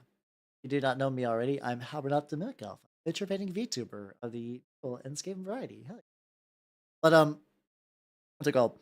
I went to a Games Workshop store just because there was one near me, and I was like, oh, that could be fun. Maybe I'll pick up like a rat, and I picked up some stuff, and I ended up playing Skaven over there. I actually just kind of fell in. I fell into the hobby. That's fine. It's like that. And honestly, it's been doing a lot of good for me. So like, I think that was a fortuitous event. Hello, nobody. How you doing? Welcome, welcome, welcome. How you doing? How you doing? Look, I'm painting a rat. Isn't that exciting? I'm painting a rat on stream. It's me, the rat painter. How you doing? How you doing? But so yeah, I initially got these guys, and hello Raiders, welcome, welcome, hello Kyan, welcome, welcome, welcome, welcome, welcome. Let me shout you out as well. You know, I'll get to the story. I swears. Also, this guy's so fucking chunky. I'm like grabbing it like by my hands, and it's so huge. See, oh yeah, how's the Rainbow Six in? And if everyone you do not know me, I am Halbernat the Mimic Elf. I'm a miniature painting VTuber of the Nurgle and Skaven variety. I'm actually painting Skaven today. Isn't that wild? Well, earlier today I was painting this bad boy. I'm angling it like this just because I don't want to change the camera lens angle. This is my Minotaurs, Ballistus Dreadnought. It's going good. This guy's ready for. I need to like bulk up some dirt around like the fucking tactical sewer grate. And then once I do that, I think it's going to be pretty good. And at the moment, I am painting rat. I'm painting rat because why not? Flaming. It's going good. Like I said, painting Dreadnought. Dreadnought got painted pretty early, which is rare for me. So now I'm painting some rats. I'm painting some rats. I got these old fucking plague monks that I've had kicking around for a while. Oh yeah, all of them just need. I need to paint their like. They got like they have like the sculpted in like the bottoms of their skirts. Also, Mir Calrum, thank you for the follow. Welcome to the workshop. Welcome, welcome. I gotta paint the like the anime girl like censored skirt blur for them, which is funny. Where's my black? Let's get in that before I start hitting the purple a bit more. Oh, you lost IQ. That's unfortunate though. That's unfortunate. I take it that means the games did not go well. Let's get in there. But yeah, anyway, so yeah, let's talk about when I got back into mini painting, I got into Skaven, and then I was like, I had got the Plague Monks because they were meta at the time because they would do a lot of damage. God, they do need a resculpt really bad, but I have them anyway, so I might as well paint them just to pay a rat for today, you know, just to maintain the rat license. But I was like, oh, these guys can cross work with Nurgle models. Interesting. Well, COVID's about to happen, so maybe and I could pick up the what's it called? I could pick up the Maggotkin of Nurgle like combat patrol thing. I forget what it's called in Age of Sigmar, like the pre-built boxes. And I was like, okay, then I could use these guys to kind of bolster that. And what's Hal do? I paint rats. Proof real. How paint rat real. How paint rat real. Probably the Vanguard box, something like that. This was during Age of Sigmar, like 2nd edition, so I don't know if they changed the name or not. But yeah. I picked that up. And the funny thing is that these guys actually suck generally when you use them in mixed Nurgle lists. There's been some weird fringe strats some people have done, but overall it's not a good idea. But then I just kind of fell in love with like the general look of Nurgle stuff. I like the mutations, I like the rot, I like the weird kind of like thick models that are just like lumpy and gross and have a lot of cool details. I was like, yeah. Then I kind of stopped painting Skaven as much. So whoops, haha. All right, there we go. We got the skirt void for you. Everybody knows the skirt void's very, very, very important. It's very, very important. Yeah, that's true. They got 2nd place in the world championship, and I look at that. I look at the list, and I don't have nearly enough for it. I don't have like nearly enough for that motherfucker. I would have to buy. There is a used plague furnace at my local shop, So if I want to at least get a Plague Furnace, which wouldn't be that bad. It's like, even if I didn't do the fucking, like, 3 Screwing Bell, 1 Plague Furnace list, I still have, like, enough where a Plague Furnace would do something. But yeah, it's, I was like, well, no, and I also don't have the Plague Sensor Bearers, so I could not really do anything with that. Oh, Proxy, welcome, welcome, welcome. How you doing? How you doing? Also, Fig Out, I sold that. I will hydrate and stretch once I paint this one's Skirt Void. Luckily for the Skirt Void, I can just kind of roughly get let's get some black in there. I just want to make it, if someone tries to upskirt my Skaven, they're not seeing anything. They're seeing standard PlayStation Vita levels of censorship. There we go. Excellent. Fantastic. Oh yeah. Hydrate.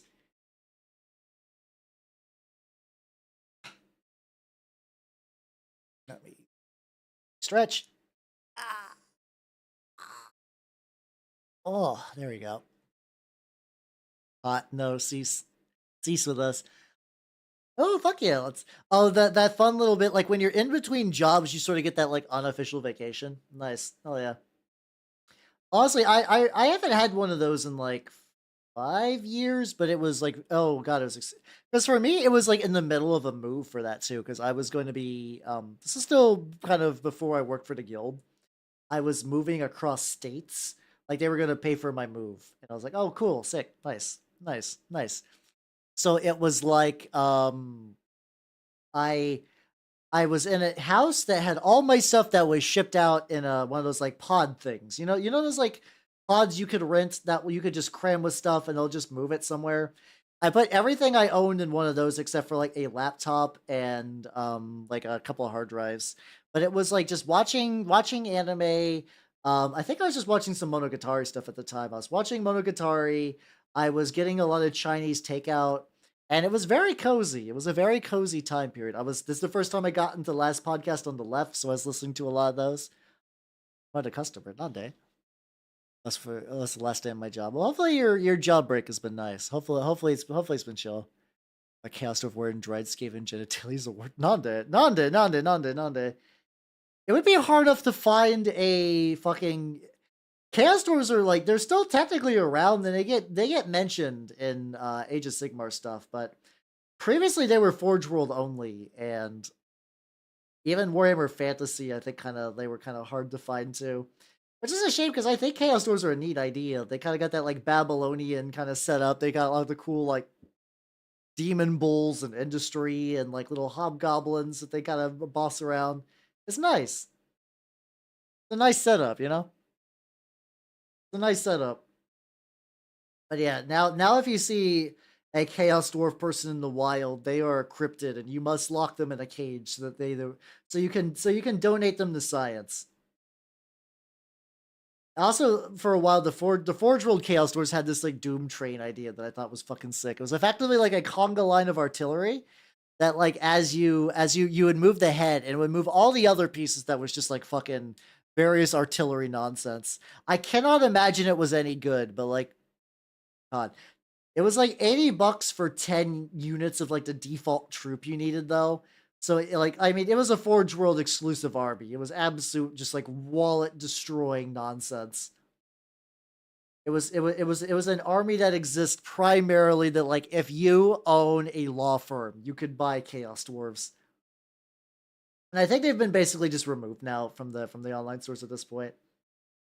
Out of all the Forge World stuff, I wouldn't want them. Like, it'd be cool to get them. They had this like really cool Nurgle army that was like Toa Calm or something like that. It was effectively like a warlord that had like a bunch of plague toads and this like really fucked up like plague dragon toad, like a toad dragon thing, and it was so fucking rad. I was like, oh, that would be glorious. But they have long since been out of print, and getting any of them is a huge pain in the ass. And so that's just not happening. Dry that off. A little sip real quick. Yeah, but yeah, definitely take it easy though. There in your little halfway time off thingy. No, I know I found my Rhaegar flag. Lost it. Right, that's bad though. There we go. I swear Rhaegar Flesh is like the one color I keep losing. I don't know how this happens. Like I'll lose track of it. It'll fucking vanish, and then I'll be like fucking upset. I'll be upset because it's just been swallowed by the void. Like I actually, because I think what happened is I was trying to like clean up my house, and I went like behind my computer, and I found the bottle of Rhaegar Flesh. I'm like, what the fuck are you doing there? I'm not like painting behind my computer. That's just not like a thing that really happens. But there it was, and I was like, well, I'm glad it's there because it's also like the one paint that's all out of stock everywhere. I still can't find fucking called Warblock Bronze in any store. I've been to like 3 paint stores in person and I cannot find it there, and I'm upset. I'm upset that I fucking can't. It's so bullshit. All right. Let's begin. Let's begin the getting the tails. Let's get the little tails on these guys. Oh, this takes me back. So when I was a wee babby VTuber, I did a Skaven Timber sub thingy because like where I painted a Skaven for somebody every time they subbed, and by for somebody I mean you could choose the colors and I put your name on the base, and I didn't think anyone would do it, but then 60 people did, so I painted all my clan rats. All my clan rats are painted up because of that.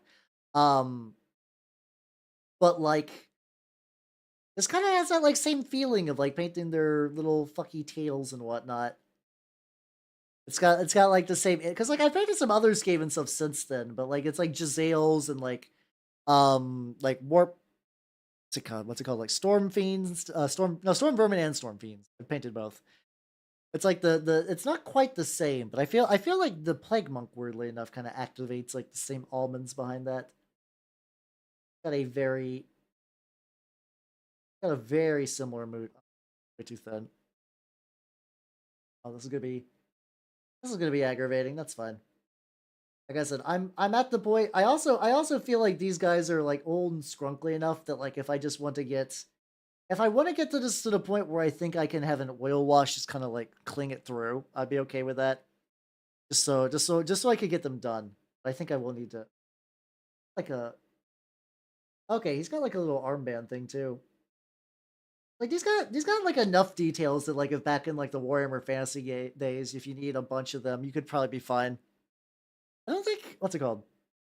I don't know what a. I would like to see what like a Skaven Warhammer Fantasy army would look like because I know it would be some bullshit because like I think you'd have a shitload of Skaven slaves because I this music makes me want to fuck. Hell yeah! I can link you the song. It's a Eurobeat Gumi remix of a song called Cha Cha Cha, which I think was like a Swedish or Finnish song that was on Eurovision because this guy is very Finnish. There we go. Turbo A, I guess, is Finnish as hell, so he'll do stuff like that. There we go. Cha cha cha cha. There we go. They do good music, honestly. I really like Turbo A. A lot of songs in my playlist come from them. Uh, just because like it's just like almost universally bangers. It's just like bangers after bangers after bangers. Let's see. Oh, I accidentally scrolled up a bit and I saw like obsolete proxy say like how's it going hell? I was like, wait, but did I just already see that? Am I having some weird sort of like gaslight like alternate reality thing going on? It's like no, I just scrolled. I mean, I use music that doesn't get bopped by the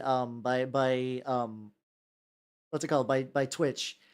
So, but technically, what I do now is I export my VODs and my YouTube stream in particular because I do multi-stream just for like tabletop stuff at the moment. What's it called? I have the music on a separate track, so I actually don't know if I was to like stream a copywritten song and then it goes onto the I don't know if Twitch like searches the VOD to see if something like that was not kosher was played, or if they detect it when it's live and they just mark it in the VOD where that was at. So I don't want to really risk that. Yeah, I got that fucking double vision. I don't want to risk full channel deletion on a bunch of fucking music nonsense. But I got like a pretty good playlist I think right now. It's been good for my purposes. I get a nice I get a nice mix of anime nonsense. So, which let me do some real quick.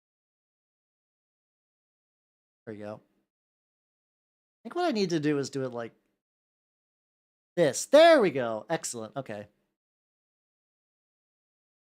I'm doing some monitor shuffling to make sure everything is good. Because I notice like sometimes if I have the stuff over, it doesn't update the.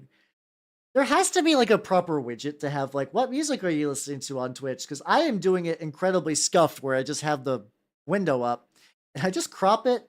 I just crop it down to like the song title. That's all I do.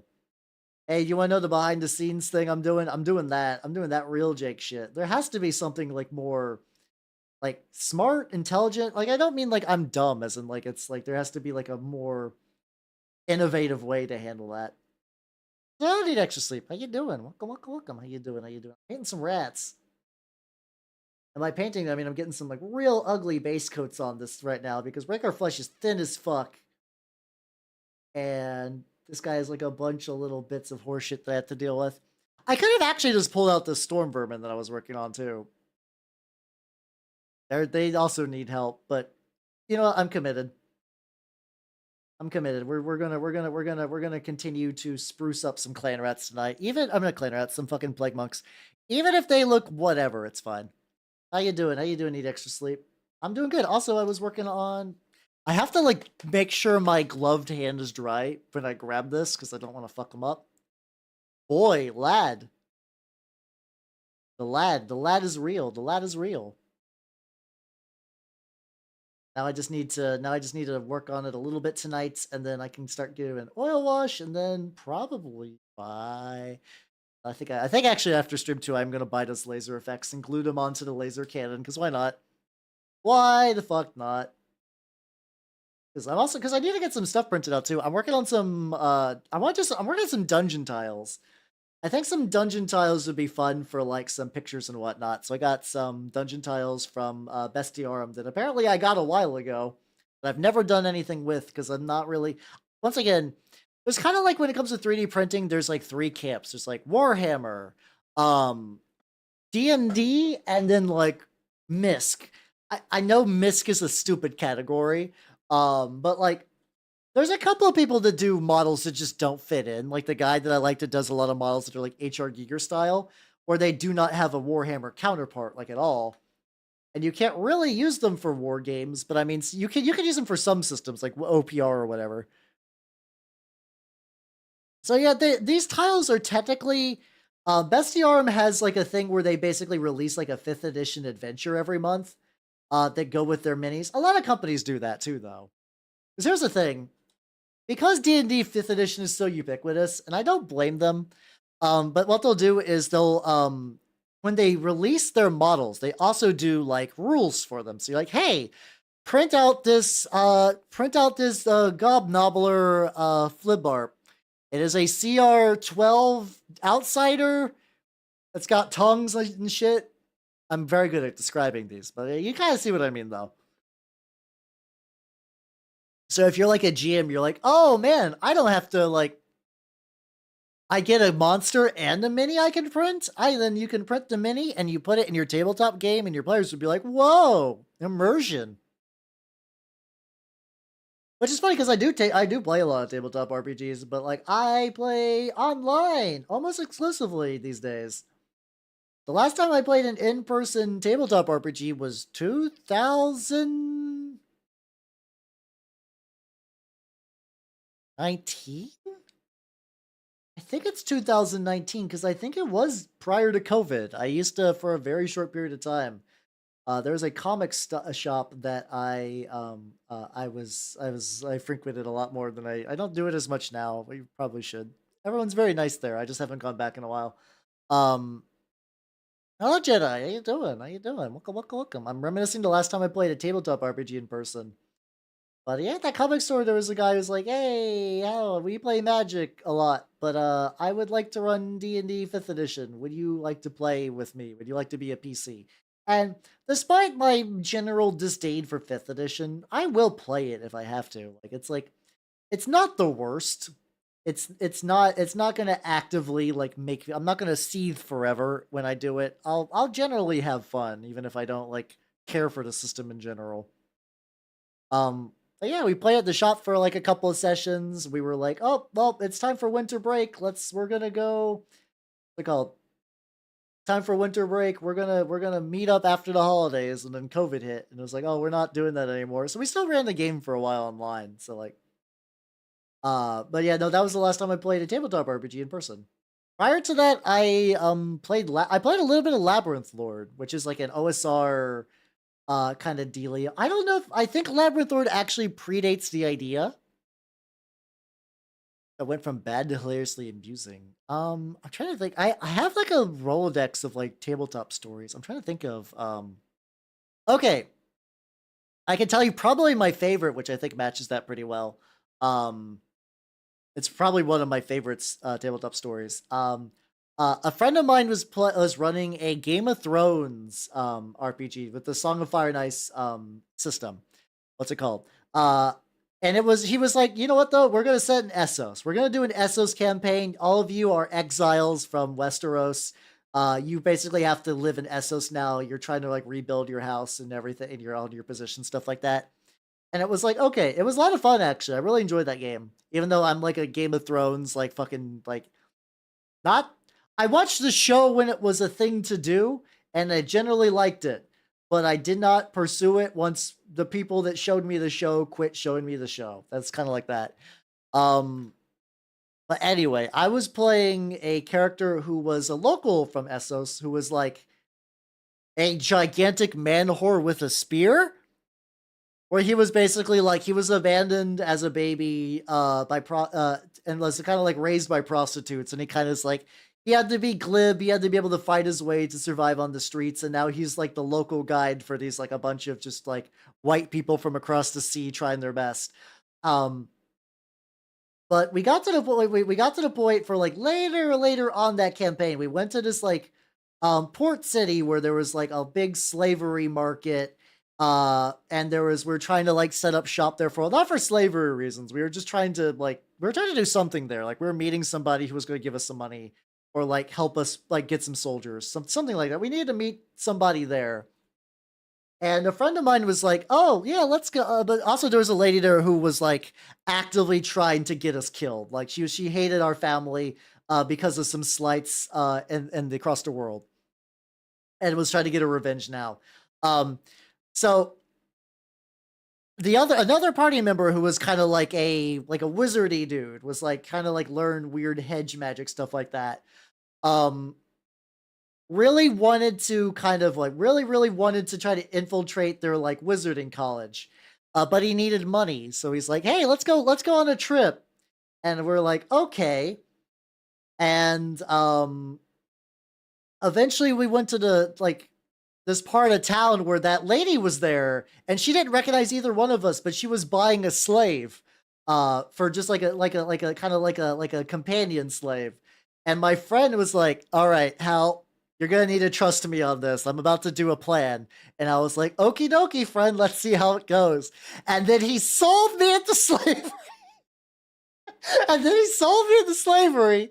And he's like, all right, while you're in there, scope out the environment and escape. You're gonna be able to infiltrate her palace this way, and like where she's staying, and have like a good idea of like what she is up to.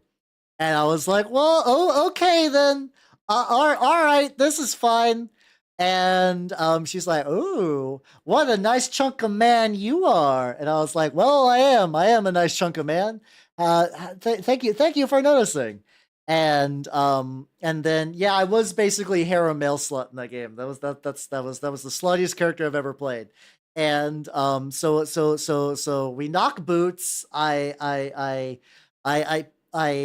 like prior to that going down, I was doing enough like diploma because I was built for two things: killing people with spears and seduction and just general talking. I couldn't really do anything else. I was not smart. I was not good at tactics. I was a bodyguard and a charismatic ne'er do well. So she was just like, wait. We banged, and she was like, "Oh yeah, I hopefully we can spend more nights together. I'm in town. I'm trying to root out this rival family, and we're gonna round them all up. I'm gonna see them hanging from the gallows, and things are gonna be working very well." So, so, um, I put her ass to sleep, um, and then I was like, I can't let her kill all of my like. Effectively, they became my adopted family because I never had them. So I was like, I don't want them to die. And then I was like, okay, my character is deep in enemy territory. He knows he can do something, and he probably won't make it. But we're gonna see what happens. So I do my acrobatics to unnoodle myself from her arms, and I look around her room for anything, and she has the fucking razor just for like, like maintaining stuff. And then I go over to when she sleeps, and I slit her throat, and I put my hand on her mouth so she couldn't scream. And I was like, well, this problem has been nipped in the bud. How am I going to escape? Now, the DM said that she was in a balcony overlooking like the bay. She was like, or like an ocean or something, a body of water, a massive body of water, like the ocean or like a bay or something like that. And I was like, how many feet up? He's like, it's like 400 or 500 feet. You'll probably die on impact. And I was like, okay, hear me out. Hear me out. I have a skill called an acrobatics in Game of Thrones. If you roll an ungodly high roll, which I could do with like semi regularity, this wasn't like you have to roll a natural 20 for this to succeed. It was like I have like maybe like a 20% chance of making this happen. Where if you roll high enough on acrobatics, you take no falling damage. And he's like, if you don't make this, you're gonna like die and or get crippled. Like, I was like, let's do it. Let's fucking do it. And I rolled high. I burned any bit of meta currency I had because I think there's like a very minor meta currency to give you like an extra die. And I did a beautiful fucking 10-point swan dive off of her balcony into the bay and lived. So eventually I met up back with the rest of the party. The party was hella split at this point. Like effectively, like one player was playing like the disposed prince from the noble house we were, and he was in the middle of the woods right now for reasons. I think they were on the run for some bullshit. Um, and he's like, Hal's character, what are you doing here, my dude? And I was like, hey boss, I'm really sorry. And then I told the entire story, and he's just like, hmm, hmm. He's like, Hal's character, I'm not mad at you because nobody expected you to do any sort of planning or anything. Everybody knows you're a dumb man whore who talk real good and have spear real good. And he was like, why did the other party members sell you to slavery? And I was like, I don't know. I don't know. It just happened. And he's like, okay, so all of my plans have been thrown out the window, but technically that worked out for us because there was no witnesses. And like afterwards I basically like shaved my head and like did a little bit of like changing my appearance because otherwise I had long beautiful man whore locks, but I shaved my head for that. um and because she was dead, her entire household was like, what the fuck happened here? We just got here and then we woke up and she's fucking murdered in her own bedroom. And there's no sign of escape because none of the guards saw my ass. They just saw me as like man horse slave. Nobody saw me escape. Nobody saw me leave. They're like, where did he go?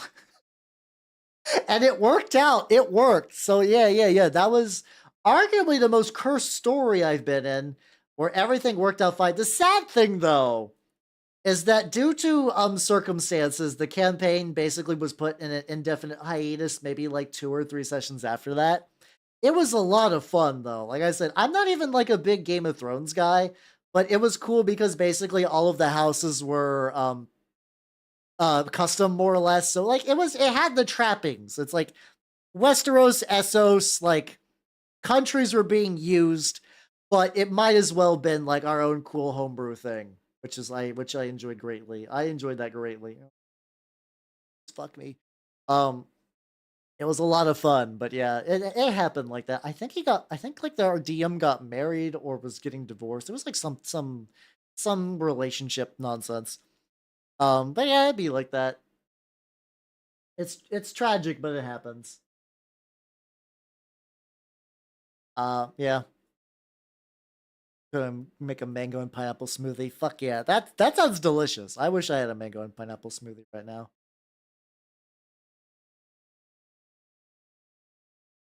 I gotta keep painting these rats. Well, as much as I'm enjoying painting these rats, I am not enjoying painting regular flesh. And I think this is roughly about the time I would retire for the night anyway. So I think we could end on that. I can think we could end on that fun story. I think we could end on that. I think that'd be good. So let's go ahead and let me skedaddle over to the chatting screen. Yeah.